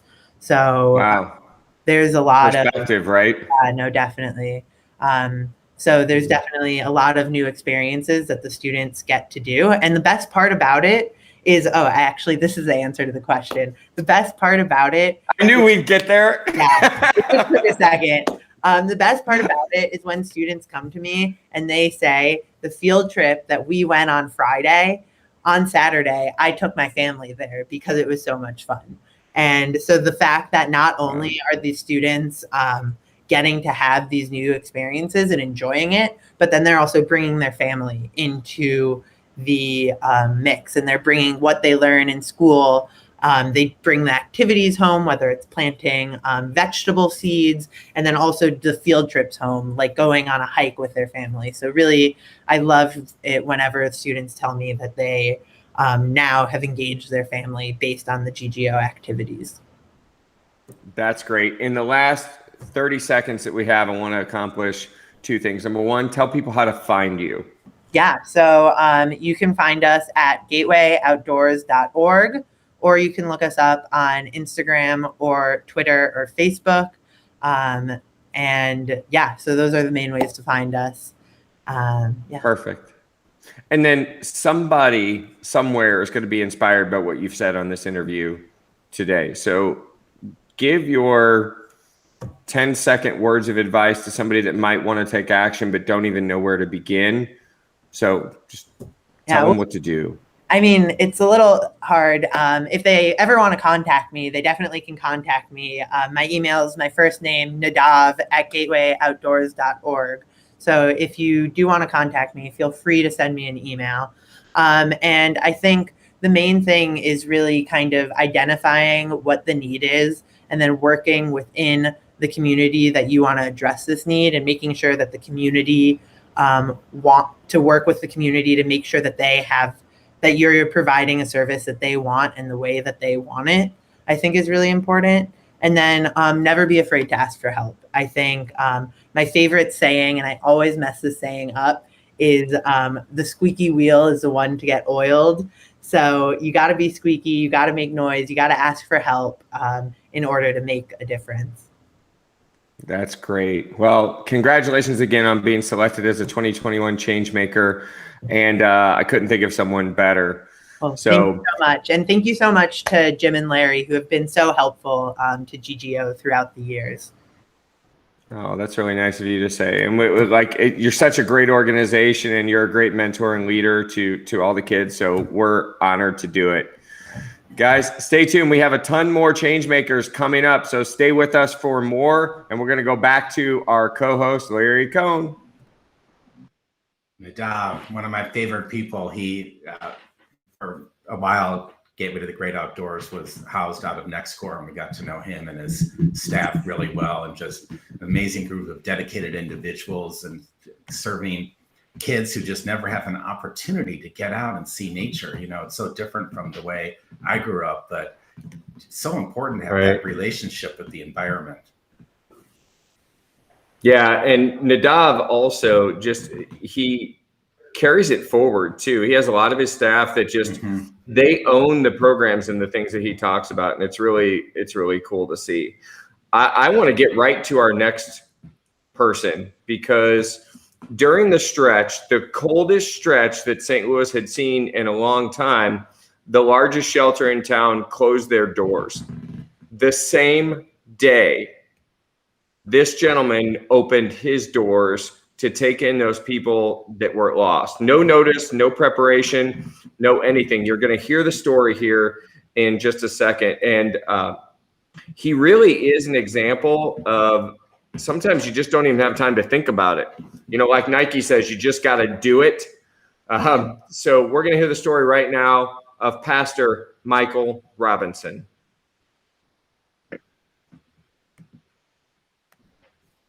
All right, we are back with Changemakers. We're here with, do you go by Bishop Michael Robinson? Is that how you are identified? Yeah, in some circles. Yeah, Bishop Michael Robinson. Michael Robinson is absolutely fine. Perfect. Well, Michael, we're so excited to have you here. I received a nomination for you for the work that you're doing, and I'm really excited to share that with our audience here. But you know, the mission of Changemakers21 is to share the stories that you probably never have heard, and I think yours is one of those. So we've got a global audience, and I bet the people down in Sydney, Australia have no idea who you are. So can you share a little bit about your background before we get started? Who you are and all that good stuff? Michael Robinson, born and raised here in St. Louis, Missouri. Love my city, product of the University City School District. You can't be from St. Louis and not tell what high school you're from. It's a St. Louis thing. Just loving what I am able to do. I've worked in many different social service organizations, everything from working in halfway houses to youth detention centers, always being involved in something that pours into and gives back to individuals. So that's in a nutshell who I am. I'm a minister, local pastor. They call me the Hope Dealer because I pastor in the inner city, right at the corner of hood and ghetto, right where that meets. That's where our church is. And so we get to minister to people that typically would not be welcomed in most churches. They don't look like everybody else. They don't have the nice clothes. Sometimes they don't even smell the nicest. Sometimes they come to church hungry for not just spiritual food, but natural food. We're that church that helps to provide that for them. So that's, you know, our church is called Hope Nation International Church. It's on Cottage and P.L. Scott, Bishop P.L. Scott in St. Louis, Missouri. Gotcha. The other part, I'm the CEO and founder of City Hope St. Louis, which is becoming, at a rapid pace, the largest provider of shelter beds for the unhoused community members in St. Louis, Missouri. And that mission and what you're working on is the reason why you were nominated. So I want to just tell our audience why, and then I want you to fill in the gaps in case I say something wrong. But so there's a lot of places where somebody can go to sleep for the night, and they're not always the safest places, and they're not always the best places. Sometimes they're a park bench, sometimes they're a shelter. But there's not a lot of places that do exactly what you are striving to do. And I think that's amazing. So you provide them with a place to stay, but then you begin to work with them to get into their own housing situation. And you provide them with skills that allow them to get jobs and do those things. And it really is a different take. So I want to ask you, number one, did I sum that up accurately? Absolutely, absolutely. You hit the nail right there on the head. It's so many reasons why an individual may find themselves in the predicament of being without shelter or being housed.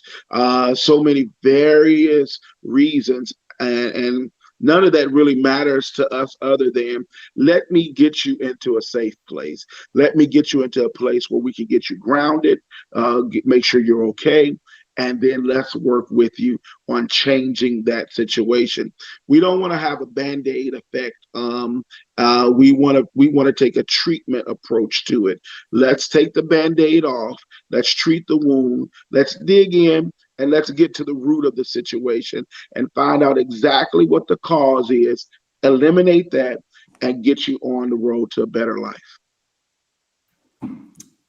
That's really the story. You know, I didn't share this with you, but there have been times where in my life I have been displaced.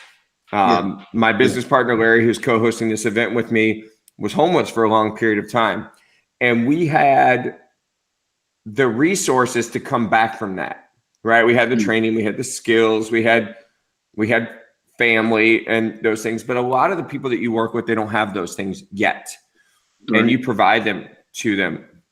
So to me, that's the definition of what a change maker is and what they do. And it's amazing to me. I love this project that we're doing because yours is an example of the story that isn't told. And maybe there's people in St. Louis that know it, but the people around the world don't. And Michael, what inspired you to do this? I always found there's some kind of trigger or some event or some tragedy or something that inspired this. And what's yours? So there's two things that I would attribute to the reason why I am extremely passionate about what I do and has landed me in this place that I'm in right now. One was during middle school, we were in leadership programs, and one of the leadership programs that we were a part of took us on a tour of downtown St. Louis, where we had to live in downtown St. Louis. And they gave us a backpack and a map, and they told us we had to figure some things out. We had some stops we had to make. One of those stops was to we call it the Red Door Church. It's known in the community downtown as a Red Door Church. It's the cathedral there, the Episcopal Cathedral, and they had a shelter in the basement for women and children. We had to actually, not only did we have to go there and cook dinner, but we had to stay there that night. Then the next night we went to another shelter and served lunch at Peter and Paul Shelter. Those two experiences, coupled along with the as we continued in leadership programs, we would get extra credit if over the holidays we would go and serve the homeless.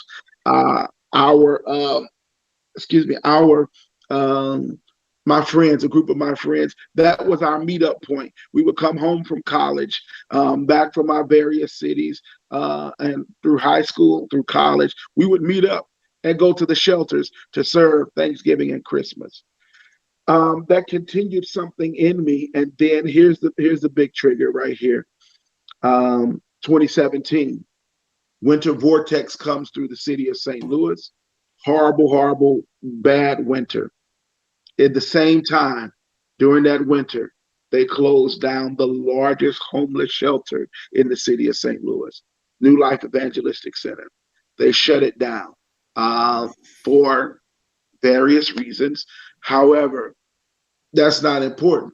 The main thing was that there were going to be at least 200 individuals that would not have shelter space during that winter time because that building was closed now. And there were no new shelters that had opened up, no new shelter beds that had been opened.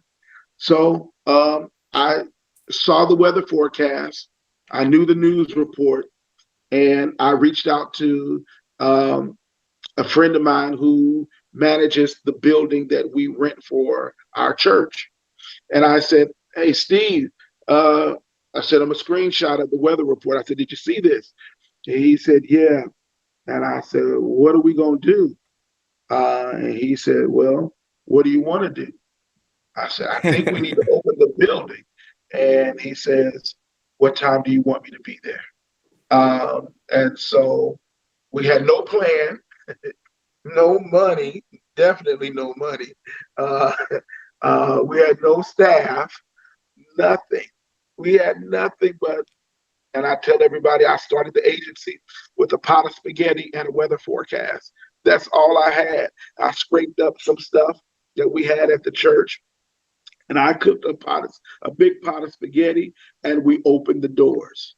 That night, That's 60 amazing. to 70 people came in for shelter that night. We live in a community, and our church is in Michael. a community where there are tons of vacant buildings, and you would think that they're vacant, but we call them vacos. But every day there are individuals that come out of there and they come to our church for resources, and they would not have made it living and sleeping during that time in those buildings. Individuals from the downtown area that would normally have been able to go to New Life came to our shelter. 60 to 70 people. We put I got nervous. I got nervous, and I'm like, what are we going to do? So I started cooking. That's what I do. I'm a big boy, so that's that's my go-to. So I just started cooking for them. Then It's funny, Michael. I gotta share this real quick. Somebody one time, I've started a lot of businesses and some failed, some succeeded. It's just the nature of being an entrepreneur. And somebody one time, they asked me, "What's your business plan for this one?" I said, "Don't go broke," right? You don't always have to have it figured out to start. You just got to start, and then it'll figure it out. And it sounds like that's what you did, putting this together. We're running a little bit light on time here, so I want to give you like the last 30 seconds to do two things. And if it takes 60, so be it. But share the website of your church, or share contact information of your project, how they get a hold of you. So for those that want to support. And secondly, we talked about this. There's going to be somebody that heard that they can make a difference just by taking some basic action. And I want you to share your words of wisdom or your words to inspire them to do so with whatever resources they have in whatever place or point in their life and career and whatever that they happen to be in. Share with them your words of wisdom. But first, how do they get in touch with you? So you can reach us. It's not our church that does this anymore. We had to create a new organization. It's called City Hope St. Louis. You can reach City Hope St. Louis at www.cityhopestl.org. cityhopestl.org. You can find our organization there. We're a 501c3 organization that's grown from doing one shelter now to operating right now, presently 6 shelters right now. During the wintertime, we had over 10 locations operating at one time. So you can reach us and it's there. cityhopestl.org, correct? That's correct. Yes. Okay. And I'm putting that on the screen so people can see that right now. All right. And then what's your words of wisdom for those that might want to take action but don't necessarily know how? Well, is do it afraid. Do it afraid. Don't be afraid. Do it afraid. Yeah. Do it afraid. I love it. Don't be so caught up in the moment and allow fear to paralyze you. Go ahead and do it. There are going to be times where you don't have enough, where you don't have everything. Listen, we've been flying this plane and building it at the same time. We just need it. You just need to be able to get it off the ground. And as you go, things will come. We didn't have anything but a pot of spaghetti, but when we opened the doors, then came donuts and juice. we had breakfast. Then came blankets, and then came cots. Everything will happen. Listen, some things will never happen until you go. It's as you Right. go that things will happen and things will begin to shape and form and develop. So don't think that you've got to have everything in place, the whole plan. Do it afraid. Don't be afraid to start it. Awesome. Michael Robinson, thank you so much for being here. Thanks for being a part of Changemakers 21. You're the first ever class. You're in the first class of Changemakers for Revitalize. So Great. thank you for being here. Thanks for watching. Guys, we have more Changemakers coming up. Make sure you stay tuned. Just a great show still in store for you. So thanks for being here and stay tuned. Yes, all week I've been hearing Jim say, just do it afraid. Now I know where that came from. So what a great story. I mean, it reminds me of one of my favorite quotes, and that is, the person who says it cannot be done should never interrupt the person doing it. So you don't always have to know the plan, and you don't have to know how to do it. You just have to start. And he certainly started, and just a great guy and a real change maker, which reminds me, we have more change makers coming even after tonight. Jim, do you want to explain how the Changemaker series continues through the rest of the year? Yeah, so we had this well thought out plan where if we were able to keep the interviews to 6 to 8 minutes, we could feature 45 Changemakers, 15 per hour, or 15 per day, 5 per hour. And it didn't work. The stories were too compelling. The message was too important to cut them off. So what we've done is we narrowed it down to 11 Changemakers per night. This is night 3. So at the end of tonight, we will have 33 Changemakers listed. Just so you know, tomorrow afternoon, all 33 Changemaker videos will drop on YouTube with a link to be able to donate to the Changemakers initiative in an effort to support them. You'll be able to go rewatch the stories. Larry and I will be sharing a little bit about our take on the Changemakers series at the beginning of those videos. But it's really going to be about continuing this message beyond tonight. So on August 9th, that Monday, and continuing every Monday, Wednesday, and Friday after that, a Changemaker story will be told again. We'll sprinkle in the 12 Changemakers that you haven't heard from yet. And on November the 17th, we will hit the magic number 45. On November 19th, we are going to release the details, including how to vote and how to support the Changemakers going forward beyond that, including our Changemaker of the Year, including a series of other awards that we're going to be offering to these Changemakers as they continue to grow and follow their mission and collaborate. Larry? Great. Yeah. And also just to let you know that you can go to the website and you can make a contribution and you can earmark it towards a specific Changemaker. And Jim and I are matching those contributions up to $5,000 of our own money. Yeah, it's really great. And it's an amazing initiative. And I'm going to queue up our next speaker, if that's okay with you. Yes. Okay. This person for me is the definition, like every one of them. I really got to stop saying that because they're all the definition of a change maker, and that's why they were selected. But this particular person has done something truly amazing in a short period of time and has had a global impact. 22,000 organizations, global impact. So we received the nomination for her from another change maker. And it's funny how that happens. They're already collaborating. They're already working together. So right now we're going to hear from Dr. Ronika Thomas. All right, change makers, we are back. We're here with, I want to make sure I say it right. Is it Ronika Thomas? Yes, I just go by Dr. Rowe though, because a lot of people don't know how to pronounce my first name correctly. So how did you come up with the nickname Dr. Rowe?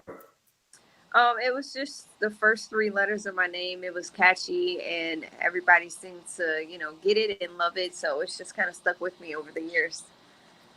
Fantastic. Well, you're down in Florida right now, but you're from St. Louis. And we received a lot of nominations for you as a change maker. And just in talking with you initially to find out what it was that you do and how it came about, it was easy to see why they thought you would be a perfect inaugural change maker for Revitalize for the class of 2021. So can you tell us a little bit about your background, what you do? Sure. So I am a nonprofit expert and change maker within the nonprofit sector.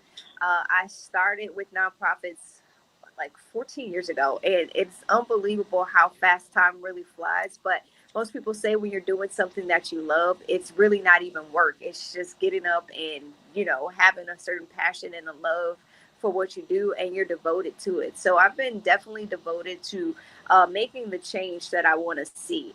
Um, Over the last year, even though it was a pandemic, I was able to start something that has literally took off beyond my biggest dreams, and it's helped thousands. And when I say thousands, I'm not even exaggerating. Thousands upon thousands of people within the nonprofit sector. I started the National Nonprofit Minority Association, which is a 501c3 nonprofit, and also Blacks and Nonprofits, which is an amazing platform for people of color from all over the world to get connected. And it's grown from literally a couple of hundred people that said, "Yay, Dr. Rowe, I'm with you. I feel what you're trying to do. I'm behind your vision," to now reaching over 22,000 Black-led nonprofits from all across the world.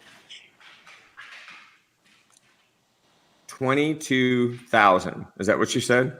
Yeah. We literally just crossed the 22,000 member mark yesterday. So it was a big celebration. We celebrate all of our small milestones, and small meaning every time we reach another 1,000 people, because that means that there's another 1,000 people that are connected to awesome resources, tips, and tools that they can use to help grow their nonprofit and feel connected to people that look like them.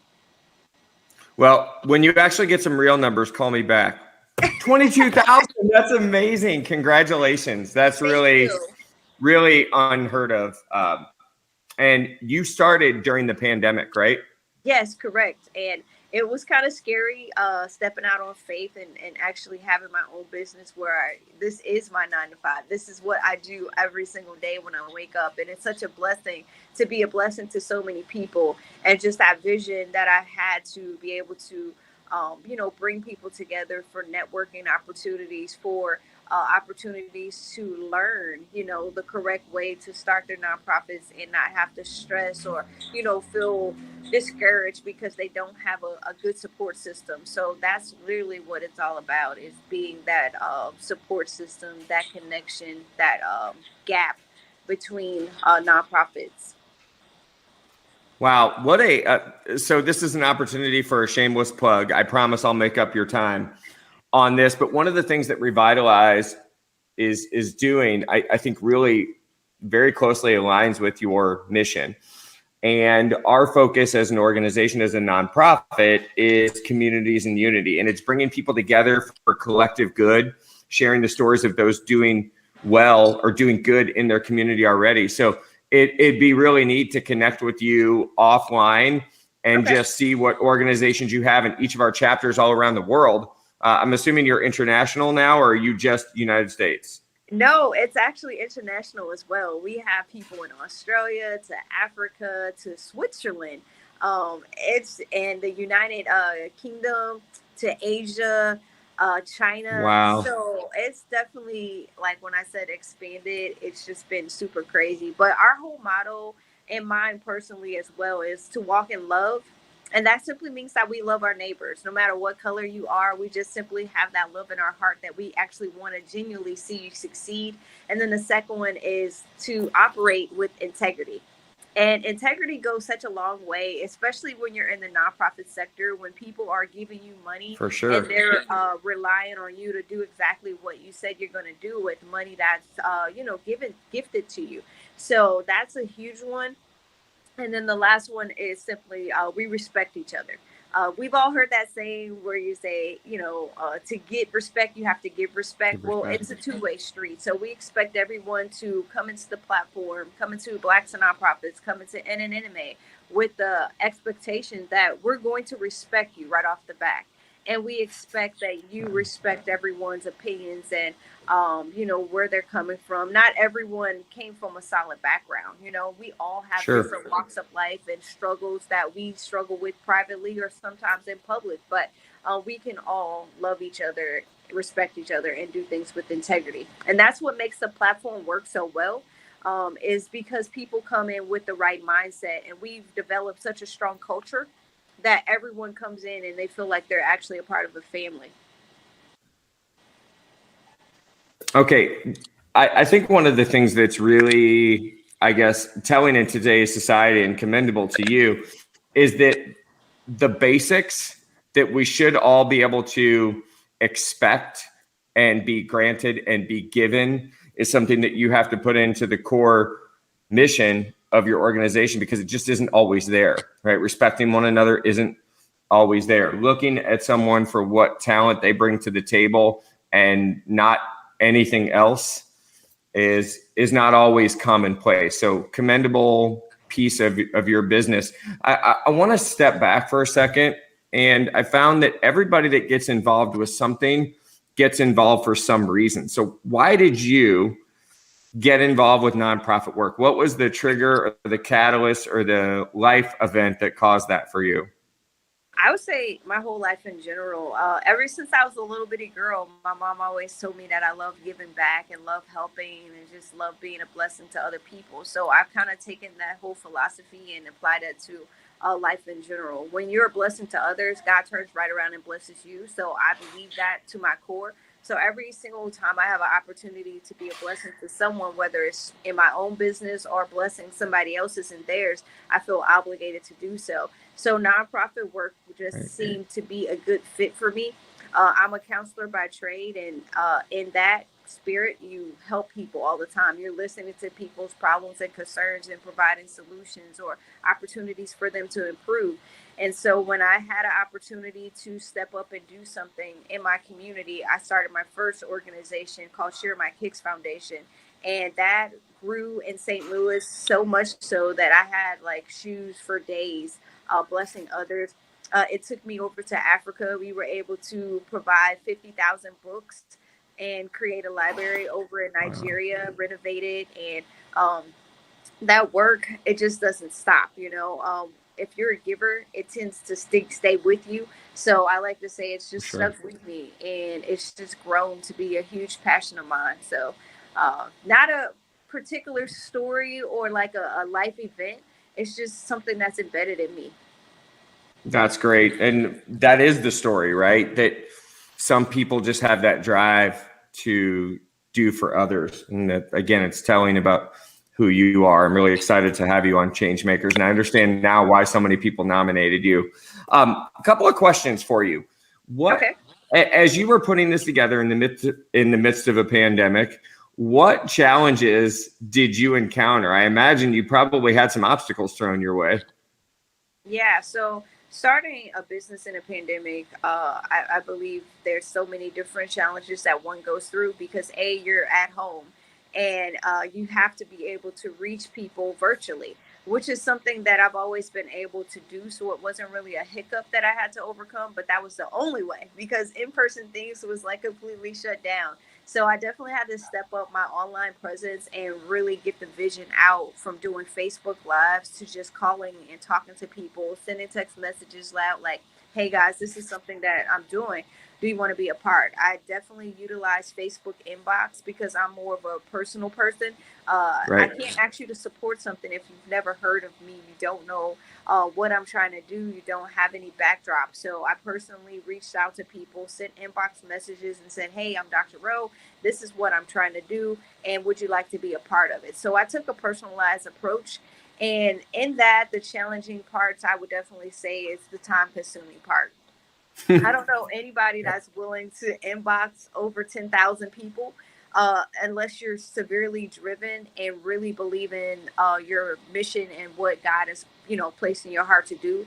And that was be me. I definitely believe that this is my purpose in life. I definitely believe I'm walking in my calling, and it definitely shows by how many people that are positively affected by, that one single yes I had to do what God placed on my heart to do.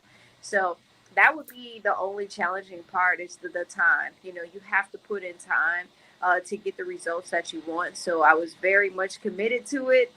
Stayed up all night, did long days, and just really gave 100% to this whole project that I've been doing. I'm surprised you didn't get thrown in Facebook jail for 10,000 inbox messages. Oh no, you have to do it in segments. And Gotcha. I work closely with Facebook. I'm one of their global leaders, so they definitely are behind the work that I'm doing, and definitely are in full support. And they saw the need That's great. was there as well, so it's just been a true blessing. And 22,000 nonprofits and individuals have been impacted as a result. So amazing work. We're going a little bit over on time here, but I want to give you the last two pieces. The first one is, what advice would you have for those that are looking to get started, maybe don't have an idea of where to go? How would they just get involved with making a difference in someone's life, making an impact with someone? The biggest thing that I would always tell everyone is to be authentic, be yourself. When you're yourself, you discover so many amazing gifts and talents that you have inside of you that sometimes you don't know you possess until someone great comes along and recognizes it and identifies it in you. That someone great came along when I was back in high school and identified the leader in me, identified the positive traits that I had, and I was able to bring those out and now exemplify them to high levels where other people are able to recognize and see them and get, behind me or support, the efforts that I'm doing. So if I was trying to be somebody else or to try to make somebody else's vision happen that wasn't mine, then it wouldn't work out in the way that it's working out right now. So definitely have to have ambition, have drive, and be relentless. So many people always say, what's a name or what's a character that describes you that matches your first letter? And I always struggle because mine starts with an R. So for the longest, I would say Radical Renika. And Radical is awesome, but it really didn't describe what my life has been like and so many different hoops and hurdles that I've had to come and, learn from and grow from to be the amazing person that I am today. So relentless is one that I stand proud behind because it means that you don't give up, and if you have a dream or a vision, you go after it with all you got and just step out on faith and understand that everything happens for a reason and everything happens for a season. So your time is coming. Just stay faithful and stay persistent and keep going after your dreams. Wow. Dr. Rowe, the last piece here, how do they get in touch with you? How do they follow you? What's your website? Yeah, so if you want to follow me, I'm at the Dr. Rowe on Instagram, on Facebook, Renika Thomas. You can follow the National Nonprofit Minority Association on Instagram and on Facebook.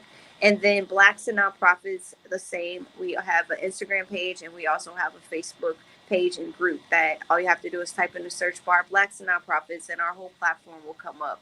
So would love to have you follow me. You can send me an inbox. Of course, I'm going to answer them.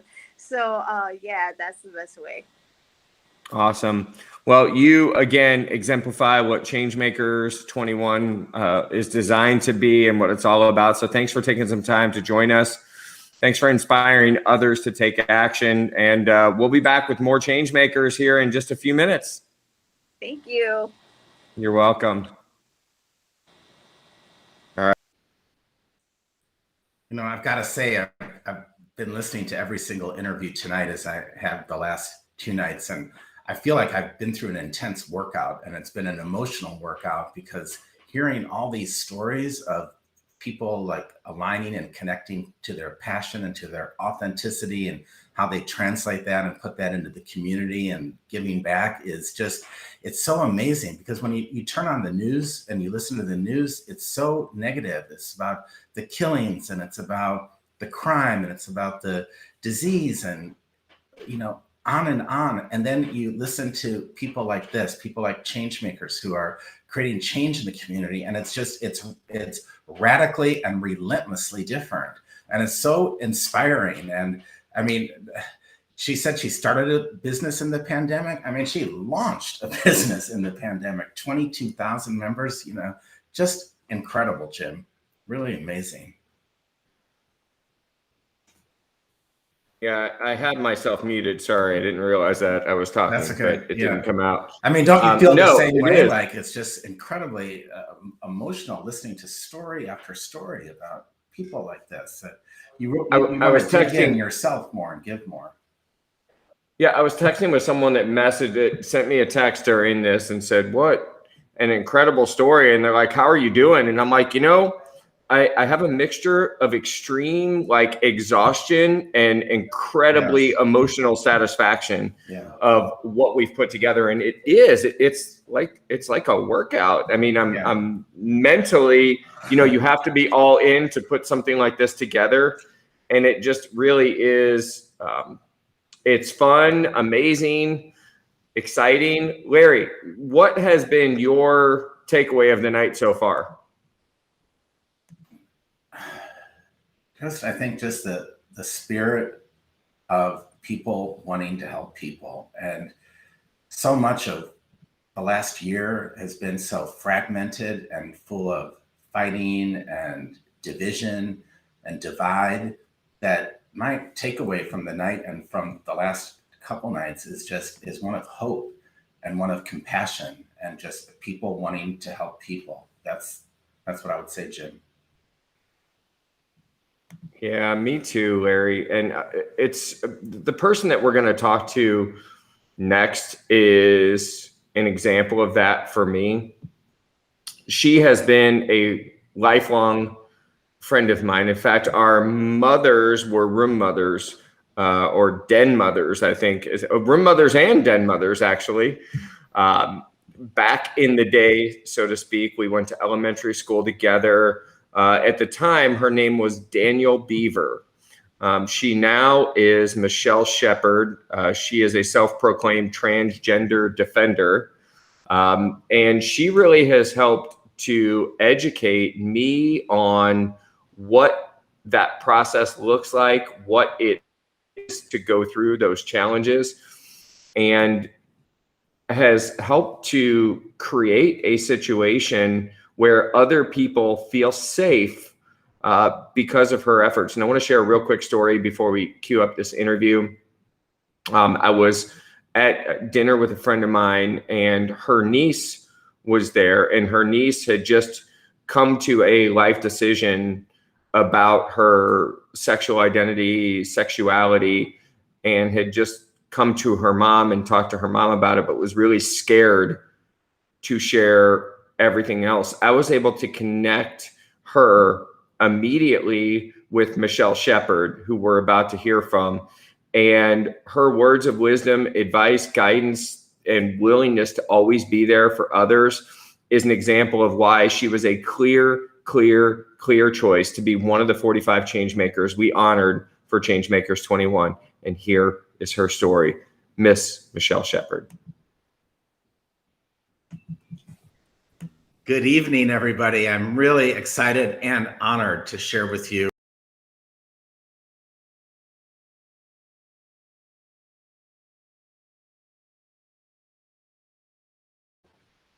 I think there's something wrong with the audio. Give us just a second here. Let me just try and fix that. Our next there we go. Changemaker. Let me start this over. You do. Sure. So my name is Michelle Shepard. Where I'm from down here, I'm also known as Mama Mish. Here, we're gonna take her out and start this over. So let's try and do this again. I'm gonna back this up, and then we'll pull it up. Make sure it works.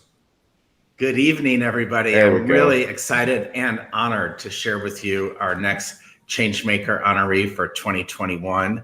And her name is Michelle Shepard. And Michelle was introduced to me by my business partner, Jim Shelby, a couple of years ago. Michelle, we've chatted a few times.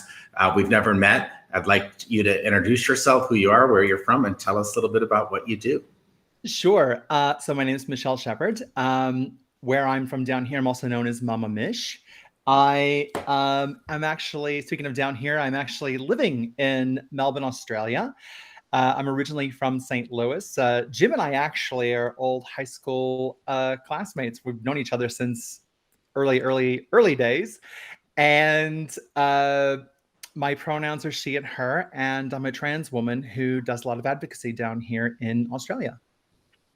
Great. So you were nominated as an honorary changemaker because clearly of the work you do in your community. I mean, you are an inspiration. I know you host a couple of shows. You do your community work. You really help people with the transition, and you've shared personally with me some of the stories that you faced as a child growing up, which were really, I mean, man, they really touched my heart. So could you go into a little bit deeper about the work you do and the impact you make? Sure. So, look, I've been dealing with my gender identity stuff since I was a young kid. Like I said, I've known Jim since I was a very young boy.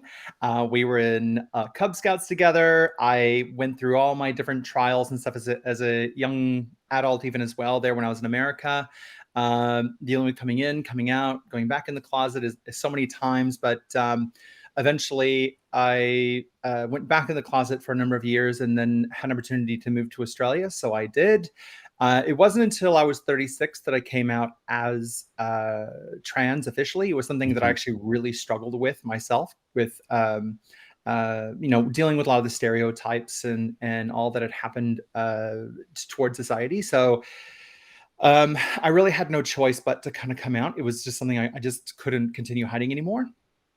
But I found that when I did finally come out, no matter how much you did over the years in my career in IT of 20 years just became nothing. Nobody really was interested at all. And so I had to kind of start from scratch. I had nothing. I had nothing to start with. Right. So Right. the only work I was offered was doing landscape gardening or cleaning airplane cabins or cleaning, hotel rooms. Nothing. It was a manual labor, earning a pittance. So after I came out, I really had to reevaluate what it was I was doing and what kind of work I was going to do. So an opportunity to do a lot of public speaking, and eventually came in to be interviewed on a radio show that I eventually took over as the host and was nominated for awards for, and doing a lot of speaking gigs for many different places. Down here, we have the AFL, which is the Australian Football League, which is maybe our professional version of, say, the NFL or MLB. And so I'm doing a lot of work within them at the high end level, to working with a lot of the different clubs, working with different other sporting groups, whether they're cricket and rugby, but also working with many corporate spaces, and even founding funding to go and focus on highlighting the issues facing the gender diverse community. So many people believe that as a trans woman that you were a gay man before, and I wasn't. I actually was living a very heterosexual life, being a parent, being a husband, all those things. But our relationship fell apart, and I had to go on this journey. But for me, I've eventually won awards for my work around highlighting the barriers and challenges facing gender diverse people and LGBT people as a whole. When I say LGBT, I mean LGBTIQA+. I don't mean to not highlight anybody specifically, but I'm just saying it shorthanded as in this conversation. Sure. And so I get pulled into many different conversations around policies and work. And so the current work I do is in the transport industry here. We have a very big transport industry here in the state of Victoria that I'm in, and I'm live in the city of Melbourne. And a lot of the work I do, I'm the only trans woman within this space. And so I'm writing policies and resources to help people with their journeys as well. That's great. You've shared with me, and I'm just wondering if you'd be willing to share with the viewers tonight some of the challenges that you had in your transition. I mean, you shared some stories about being like spit on the bus, and it just really and maybe through your stories, people might be a little softer or kinder to each other. Can you share some of those? Thank you. And in a lot of those stories, you're revisiting them often. And I'm somebody who doesn't focus on the negative. I'm always, I will always find a way to be as positive as I can and find if it becomes a barrier, I see it as a challenge, and I'll say challenge accepted, and I won't succumb to it. But for me, during that time, look, my ex and I, we had issues before I came out, so we didn't split because I was trans. We actually had other issues that were going on. But after I did come out, there were issues of being rocks and bricks and rubbish and stuff being thrown at me on the front lawn because I was coming out. I was banned from seeing my kids at the school, even though I was still able to see my kids and have the time with them that I had. I was told that I couldn't actually take them to school or attend any of the parenting programs that were like Dad's Day or anything like that. I'd go on public transport and I'd be spat on, shoved, outed. People would be like, look, look, it's a man. I'm telling you, look at its arms, look at its hands. Gosh. You'd look at people and be like, can I help you? And they'd actually shut up because you're 6'3", and so they don't want to start any shit with you to begin with. But I've been at a public space on a tram stop. I've been knocked down and spat on because I'm trans, and I was just trying to figure out where I'm going on a map. I didn't hardly say anything. Nobody came to my rescue or anything. There was a group of women that had a go at me on a public transport, called me a pervert and a pedophile on public transport as I'm going home, and not even talking to anybody and just being myself. As you can see, I don't present in a way that's overly sexualized or anything. I look no different than probably any other cis woman that's out there. And by cis, I mean CIS, as someone who identifies as the gender they were assigned at birth. And I just unfortunately have dealt with so many of those things. And even though I work in the transport industry, even today, I still get outed and yelled at and spat on and all kinds of things. So it's just about keeping going, keeping your head up, and being focused on the goals that you want to achieve within this space. That's beautiful, and I just really admire you for continuing your path and honoring who you are. Could you just maybe take a glimpse into the future 5 years from now, and someone says the name Michelle Shepard, what type of impact would you like to make? Is it with kids? Is it with the political structure? Where do you see yourself in 5 years as a change maker? Oh God. Everyone keeps telling me I should go for politics down here. That would be very interesting. I do see myself actually leading the way when it comes to making a massive change within the employment space. When we deal with a lot of different recruitment organizations and just D&I spaces within corporate areas, unfortunately, it's a conversation that it's still uncomfortable. I would like to actually change the conversation and split that sexual diverse component to the gender diverse component to understand the inequity between the different issues that face each different letter, because people don't understand that we're a community of communities, not one specific community. And so I want to actually make a massive impact on that and change the way that we're even recruiting and how we're engaging further communities. So for example, let's say, I'm trying to remember back in America, a big company, say Bank of Australia, for example, let's say they want to engage with diverse individuals. Mm-hmm. Well, instead of actually just putting a CV up, let's actually go and saying, hey, we see these moms, or we see this diverse individual who is struggling to understand the language we're trying to look for within our CVs. Let's hold expos. Let's bring people together. Let's actually engage diverse communities to come in and actually do it. So for example, Larry, we might have somebody who looks like you with a background such as yourself, or Jim, who's in a diversity capacity within an organization. Say it's Bank of America, say it's any other organization that's there.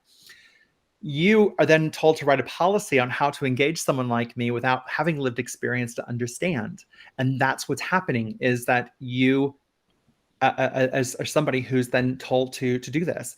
So we need to actually engage those of us who have the lived experience to help you create those policies and engage those wider communities that are struggling to connect with. That's great. So many of our change makers that we featured came from, what many would perceive disadvantaged or challenged backgrounds, and they've been able to pivot that and then help others. But I think, you are unique because it's your gender. It's the inside. It wasn't that, you didn't have food or electricity growing up. It didn't have that. Those were external factors that clearly can be devastating, that many have, but yours was an internal something. So is there any advice or tips you want to share? Like, how do you stay positive in such a place that could be just darkness? And how do you? It's not easy. Look, my kids help me get through it. It's connecting with colleagues through the years who understand and just listen. I get a lot of help from Jack Daniels, just those sorts of things. But my big thing as well is I love the goals that are kicked. So, for example, I myself, I've not had certain surgeries. I haven't had facial surgery. I haven't had any other surgeries to then meet society's demands of how I should present myself as a woman.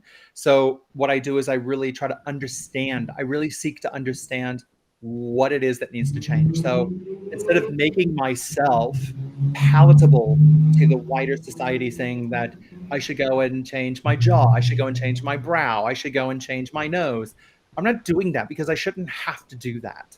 Right. So that's one of the things is I inspire a lot of people because I'm not changing any of that. And I refuse to, because if you can't accept me for how I'm presenting to you right now, then that's not good enough. Then I don't want to work for you anyway. And so I'm getting messages from people from Ireland, from Russia, I've got stuff from Scotland, I've got stuff from Iceland. I got somebody from Pennsylvania recently. So for all the work that I do, and it's really exciting to see that that's how wide of a footprint I've started creating, because I'm basically saying, well, fuck you, this is me, and I'm not meeting your standards. And a lot of women out there pretty much say the same thing, because that's what also pisses a lot of cis women off, because trans women come in to try and meet these expectations that most cis women don't want to meet. And so I say, fine, I'm not doing it either. And that's the stuff that gets me going, is just that seeing everybody going, yes. Sure. Well, like I said, I haven't met you, but I just on a personal level want to share the impact that you've had with me, because you have inspired me and given me more permission to be me, because through you're giving yourself permission to be you in your own beautiful way that you are. And that's the impact that you've had on me. I really admire you, and just I'm so glad that we've had the opportunity to connect. But before we end this interview, I'd like to ask you what you might say to someone who wants to make a change in their community, or wants to make a change within themselves, but feels like maybe, well, I don't have the time, or I don't have the money, or I don't know where to start. What type of wisdom or guidance might you share with them? Well, if you basically say, I don't have the money or the time, I did this with nothing. Like when I came out, Larry, I had, just to give you an example, I was working for one of the top 4 accounting firms in their digital offerings department, right? So we were working on a lot of new products and stuff. So I went from an income here of about maybe $90,000, right? So when I lost everything, I was barely making 30. I had nothing. I couldn't put food on the table. I could barely buy 2-minute noodles for my kids. Mind you, I was at the point of committing suicide. I actually went and planned it. I was going to have a last weekend with my daughter, but I had a massive shift in my mindset. And I realized I had too many motherfuckers to prove wrong. And I went ahead, and it was funny because I had this shift, and the next day, and nobody knew, because I'm somebody who's not pride. I don't have massive pride, but I was somebody who was like, nobody wants to hear how sad and lonely you are, or how much you're struggling. People just don't care. They'll tell you how your day is, but they're only doing it because it's a society obligation, right? Sure. So the next day after that, I made the decision. I said, I need to do this. And mind you, when I was going for coffees, anytime anybody would pay for a coffee, I took it. I had, like, for 2 weeks, I'd probably have $5 to last me, and I was making it stretch as much as I could. It was not easy, but I kept going because I was focused on what it is I was trying to achieve. And you know what? You set yourself a little goal. You set yourself the next goal, and it goes from there. And each year as I was doing it, I was just networking. Network. LinkedIn is an amazing platform to use. Start sharing stories, talking about the things you're working on. Get people to put recommendations on your LinkedIn profile. It started building each year that I was doing my business, right? Up until 2019, my business is still growing, but up until 2019, I was growing and doubling my income I was making on top of the work that I was doing. So I was still going and I eventually found full-time work, but I was 3,000, 6,000, 9,000. I leapt to 15,000. By the time the end of 2019 had come, right. Leading up to COVID impact, just my small little business, all of a sudden it was turning over just over 30 something thousand. And here I was driving a promotional vehicle from BMW as a thank you for highlighting their inadequacy for diversity and a misunderstanding. And this was from a gay man who I had to basically put in his place because he didn't understand. Right.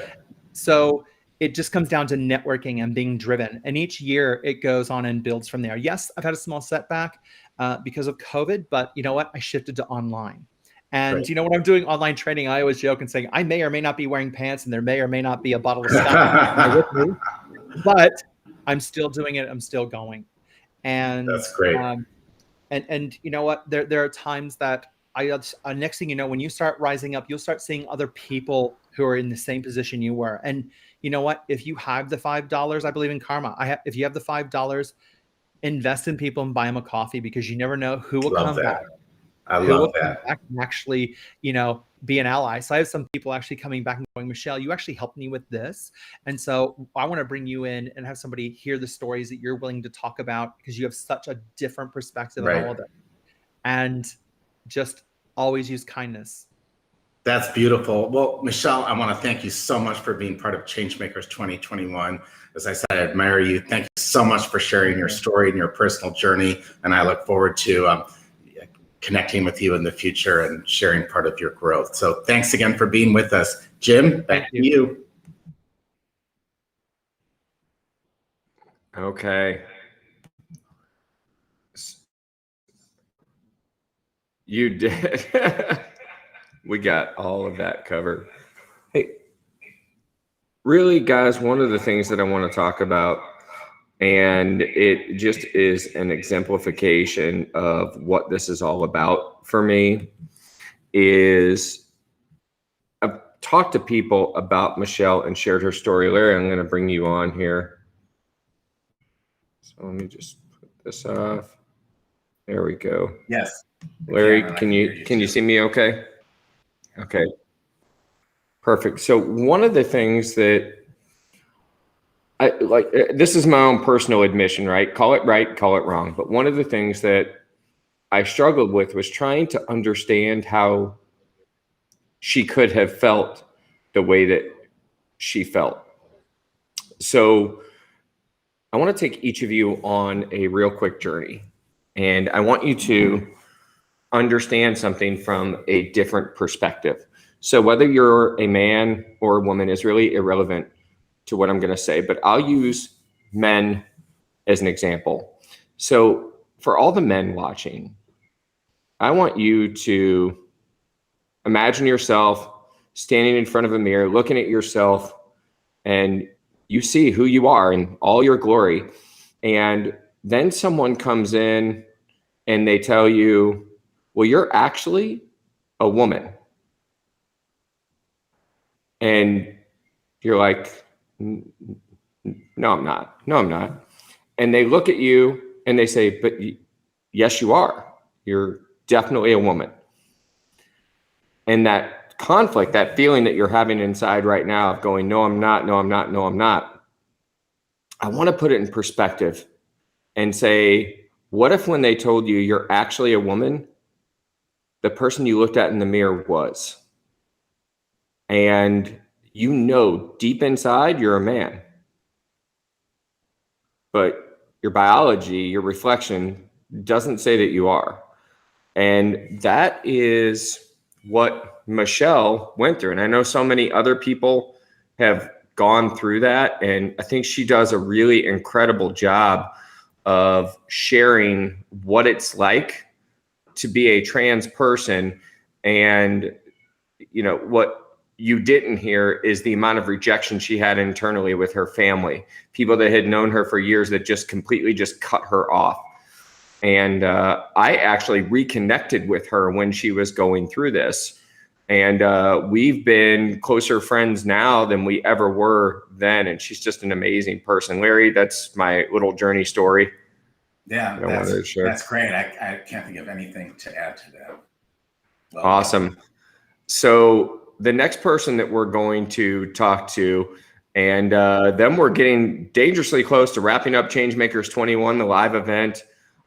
This person was referred to us by another Changemaker, Mr. Larry Kinbaum, who was featured Tuesday evening. And his story is a story of taking something tragic. And I can't think of anything more tragic, and I don't think anyone else can, than the loss of a child, other than potentially the loss of a child to suicide. And that's what happened to Clark Flatt. And Clark went on to create the largest organization in the world that is educating people and sharing and helping in the area, trying to prevent childhood suicide. And I can't even believe I'm saying those words, childhood suicide. And he shared with me, or Larry did, I can't remember, and it might be showed in this interview, that the second leading cause of death for children 10 to 14 is suicide. And I can't even really fathom what that would be. I have a 10-year-old, and I can't even believe that that would be on his radar, but it is, and it's some people's realities, and right now it's some people's history. And you're going to hear the story tonight of Clark Flatt, the formation of the Jason Foundation, and I encourage you all to listen intently.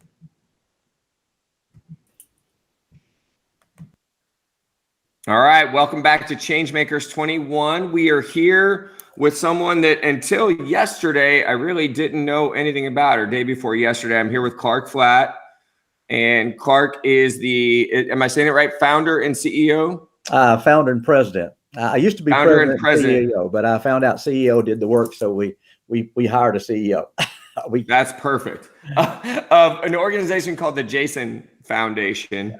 And we're going to get into the Jason Foundation here in just a little bit and really your mission behind it. But one of our change makers that we spoke with mentioned his involvement with your organization. So you were, I have to say, a last minute addition to the Changemakers lineup, and one that I couldn't be more honored to bring in.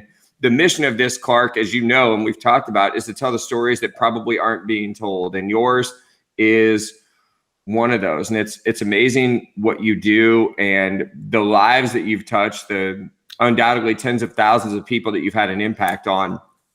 And so that's the premise of how I want to lead into this. And then I'd like to just really turn it over to you and ask if you could share a little bit about your story, a little bit about the Jason Foundation, and let's go from there. Sure. That sounds great. Well, you start out just with about me. Yeah. About you. Okay. Yeah. I really came from the for-profit world. I owned a small insurance company for 20 years and really had the all-American life, that the house that was overlooking the lake and the sports cars, and had the two kids, the dog and the cat, wife. All this was really going well until July the 16th, 1997. July the 16th, 1997, I lost my youngest son, Jason, to what we call the silent epidemic of youth suicide. It was not something where he was struggling with this. If you looked at Jason, what's the scary part of this, the all-American young man. And let me preference what all-American is. That's different for different people. He wasn't their straight A student or the all-state in football or basketball. He was your solid BC student, like his good old dad. Very good in athletics, but it wasn't that star level where he was going to be going to Division I schools. Had a good life. The company was going well. Really didn't see any issues around until that day on July the 16th. Unfortunately, when this thing called the silent epidemic of youth suicide took Jason, who was at 16 years old at the time. As we talked before we started filming, that this is traumatic. No matter how you lose a young person, if you lose a child, it doesn't matter whether it's through a car accident or a drug overdose or suicide. It is a very traumatic, life-changing, life-impacting, not only for the family, but for those people that are close to that individual. And that's what happened when we lost Jason. I lost him. I just said, this doesn't happen to families like ours. It doesn't happen to families that are what some people would say functional, middle income, upper middle income. Everything was just going great. There was no drug or alcohol problems, no mental health issues that we knew of at that time. And so this was something that shouldn't have happened. Why did it do it? And I had a friend that kept asking me, do you understand what happened? And I remember really the start of the Jason Foundation was me going into my insurance company and going in front of my old Radio Shack computer that was top of the line back then, and typing in youth suicide. The first thing that came up was, at that day and time, youth suicide was the third leading cause of death. It was that one sentence that got me thinking. As a parent, I'd gone to every PTO, every PTA, every church meeting, anything that was out there that would tell me how to keep my two boys safe, how to give them the best life that I could give them. I heard about drugs, alcohol, even a form of bullying back in the early 1990s. That was all out there. But no one had ever mentioned suicide as a threat, let alone the third leading cause of death for young people ages 15 to 24 at that time. And so by not mentioning it, we'd never heard about how to recognize warning signs, what to do if you saw those signs. So we started the Jason Foundation, myself, my family, a few close personal friends. I said our CEO, she was with me from my insurance company. And when we moved and got the Jason Foundation, she started with us here, and we've split off the president CEO not too long ago. And she was the excellent choice, and she runs all of our affiliate offices across the country now. But we started officially, we're coming up on the 24th year. On October the 1st of this year, we'll be 24 years old. And we've really been blessed. I'm glad you're talking about change makers. It's not so much what we've done, it's the change makers who have come into our life. Some of the people that just made a phone call. Came in and saw something that we were doing, saw a news article, heard one of us speak. It's been phenomenal about the change makers who have influenced us and allowed us to do our work. So we are now 24 years old. We're a national leader. I don't get into bumping chest and say who's the largest and who's the biggest and all this. We're proud to accept the title of a national leader in youth and young adult suicide. And we can talk more as we get into what those programs are and how we do it. But we're proud of the work we do, but we're able to do this because of people like you and others that have come into our life. That's amazing. And, for me, Clark, it's really interesting to hear how people get started. In yours, obviously, there's that major catalyst of something tragic happening, and there's a movie, Shawshank Redemption. Yes. And I don't know if you've seen it, but at the end, Morgan Freeman says you can get busy living or you can get busy dying. And when something tragic happens, a lot of times people will just kind of sit back and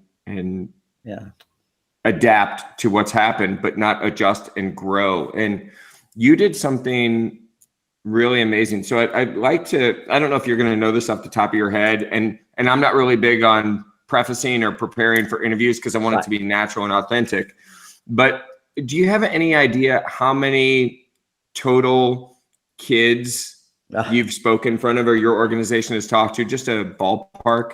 No, I was looking at some figures that were up through 2018, and we had impacted over 8.5 million lives at that point. That's not using, some people, like you say, some people count things really differently. You put something in a newspaper that has a readership of 500,000. So you say, well, 500,000 people read this. You don't know that. So we leave those things out. Those are icing. Those are things that we do. We're talking about people who actually were at a seminar, or participate. Social media is big for us over the last few years. We use it it's not just throwing, let me tell you what we're doing, or blowing our own horn. Sharing information, sharing new stats that are out there, sharing any type of new tools that are out there. We target a lot now with it, where if it's something particular for even a part of a state, we can zero in and try to help that area with resources that we can provide to it. So all of these things together, one of our biggest programs is providing in-service professional development for teachers. I personally believe the number one spot, beyond the young people themselves, but the number one spot we can make the biggest difference in suicide awareness and prevention, especially for our youth, is through our teachers. And it's not to make them counselors. Let me stress that. They have enough on their, and we wouldn't want them to make the counselors if they had time. That's a very precise thing.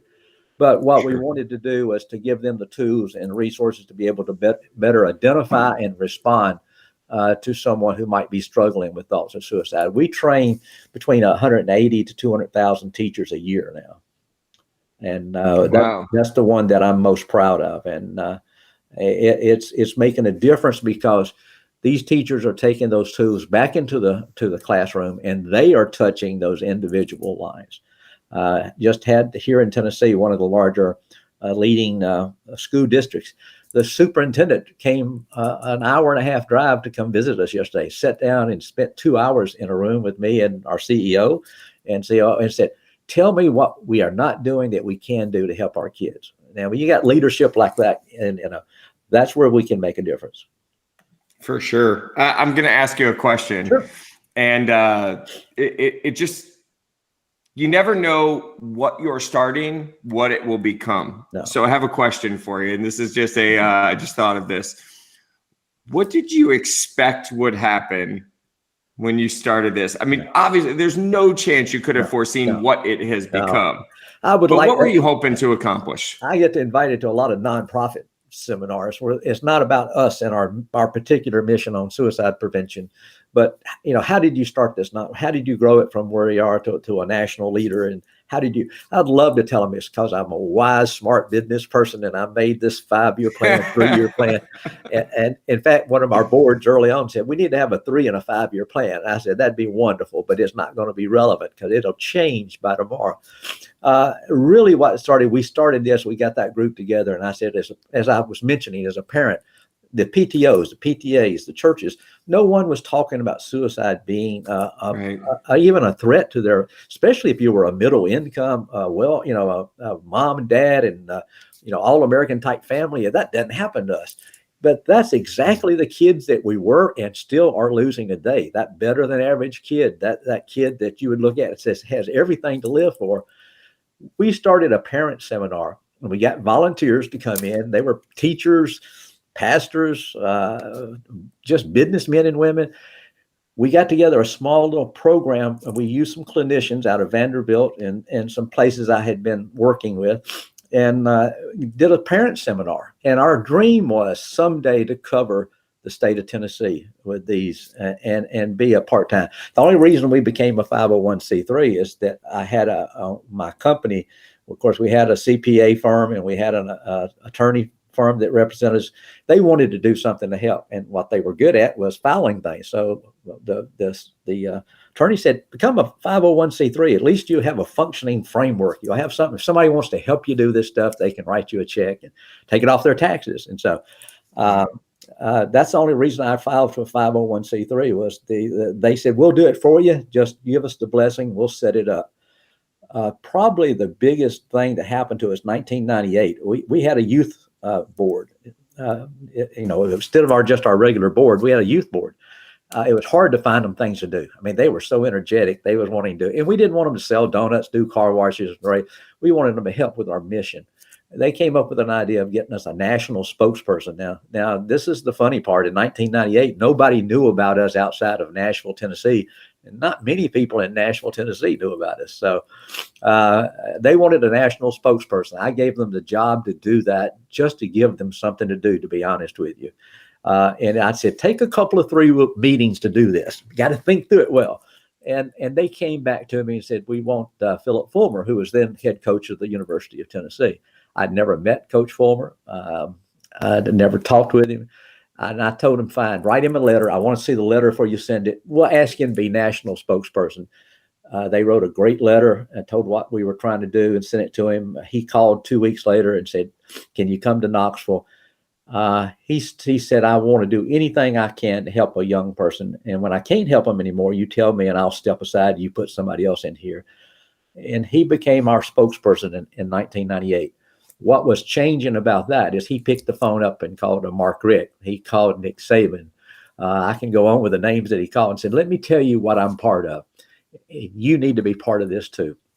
And then that started us outside the state.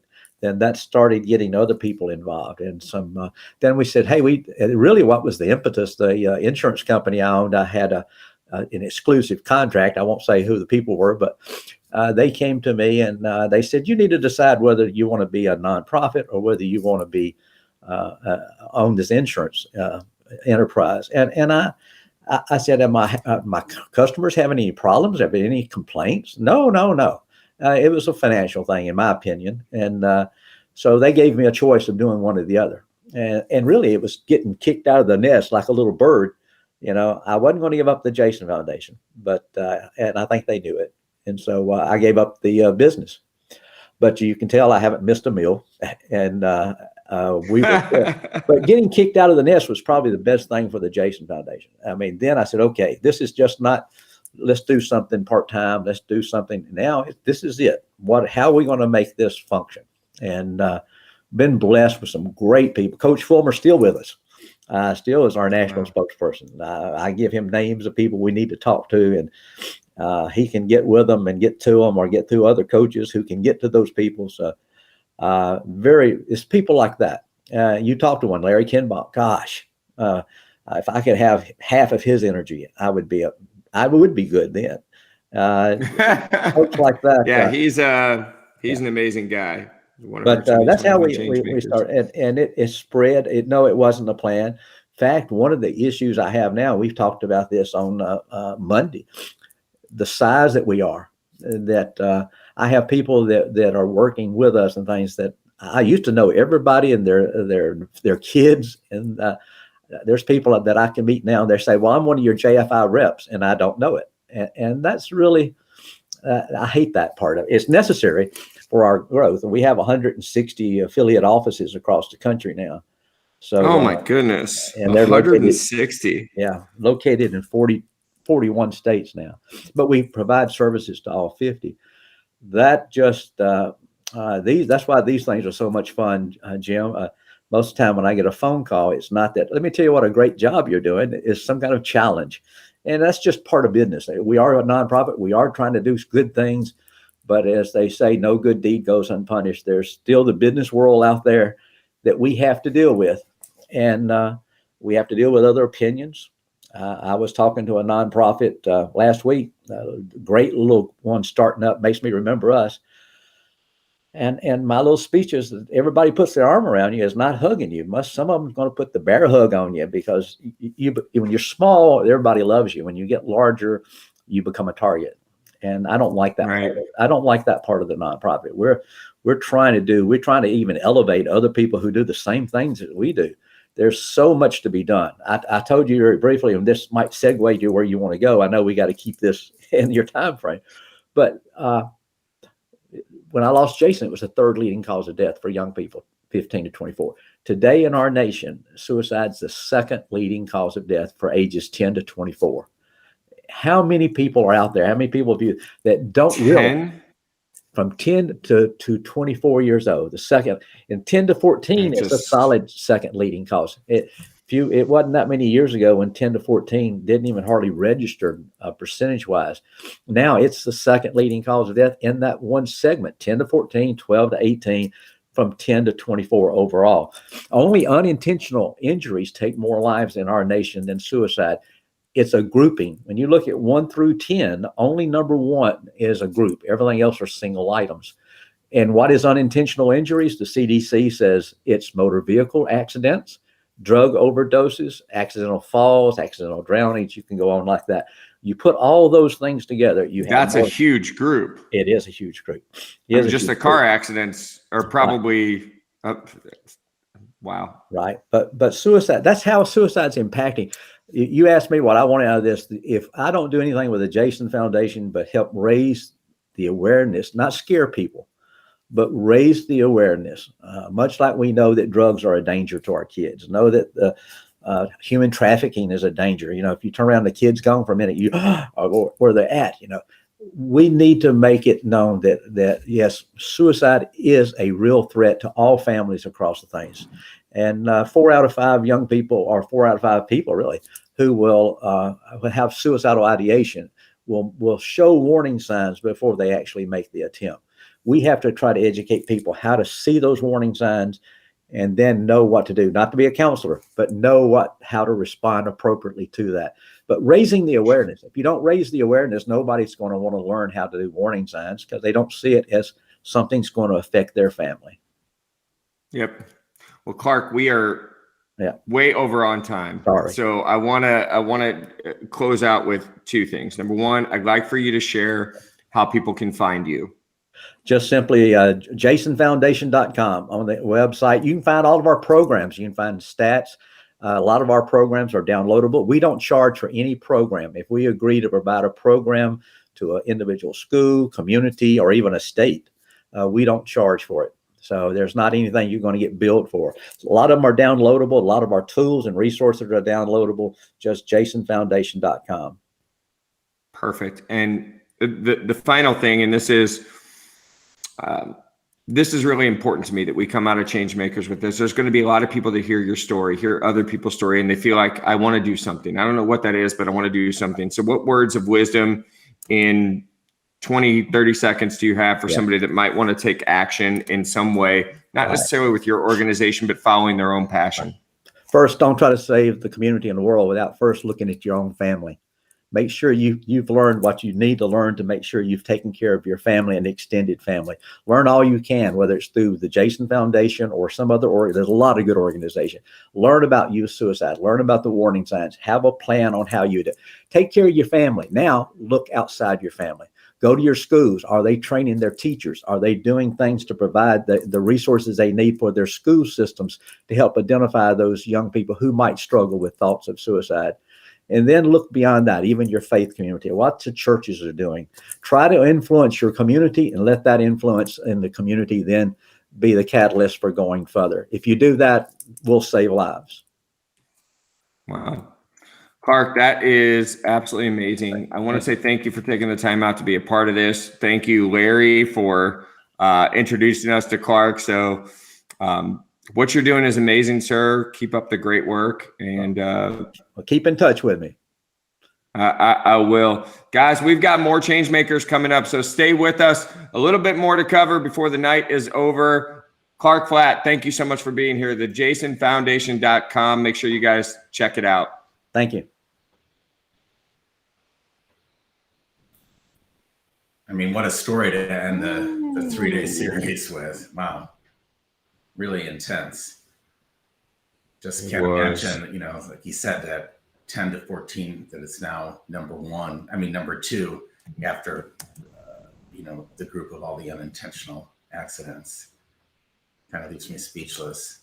But it's another example of when a tragedy hits, how you can turn it around. And, Jason continues to live through the foundation. And he's probably saved thousands of lives.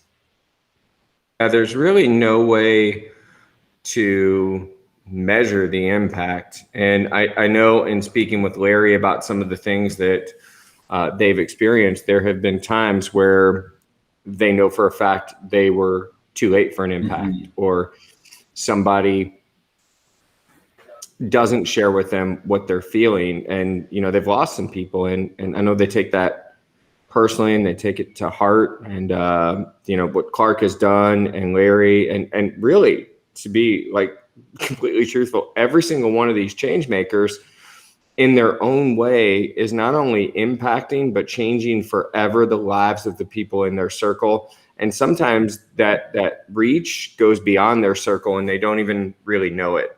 So Larry, we've come to the point in our show where we need to wrap it up. And before we do that, I just curious your final thoughts, your final takeaway as we go. as we go to the end of the show tonight. Yeah, I guess what I would say is if you've watched any part of this show and it's inspired you, please share it with someone. Like I said before, there's so much bad news and negative news going around, but watching stories like this, it just gives more hope and inspiration to humankind. Be kind to one another, be respectful to one another, and know that you can make a change. You can make a change. It's possible, and that really makes me happy. Yeah, so I'll just share a couple interesting things that I was thinking about as we were going through this. We've gone through about 15 liters of water in these 3 days. We've gone through at least 10 energy drinks. I'm not advocating the energy drinks, but this was a production and a labor of love. So, I'm sure in hindsight, there's a million things that I would have added or done differently, but you've acknowledged me a couple times. So I want to take a second and acknowledge you. This was no easy feat. You are the board president for Revitalize in 2021. Mm-hmm. And, it's when we were trying to kind of paint the picture of what this was going to be, I don't think anybody really had an idea what an impact it could have.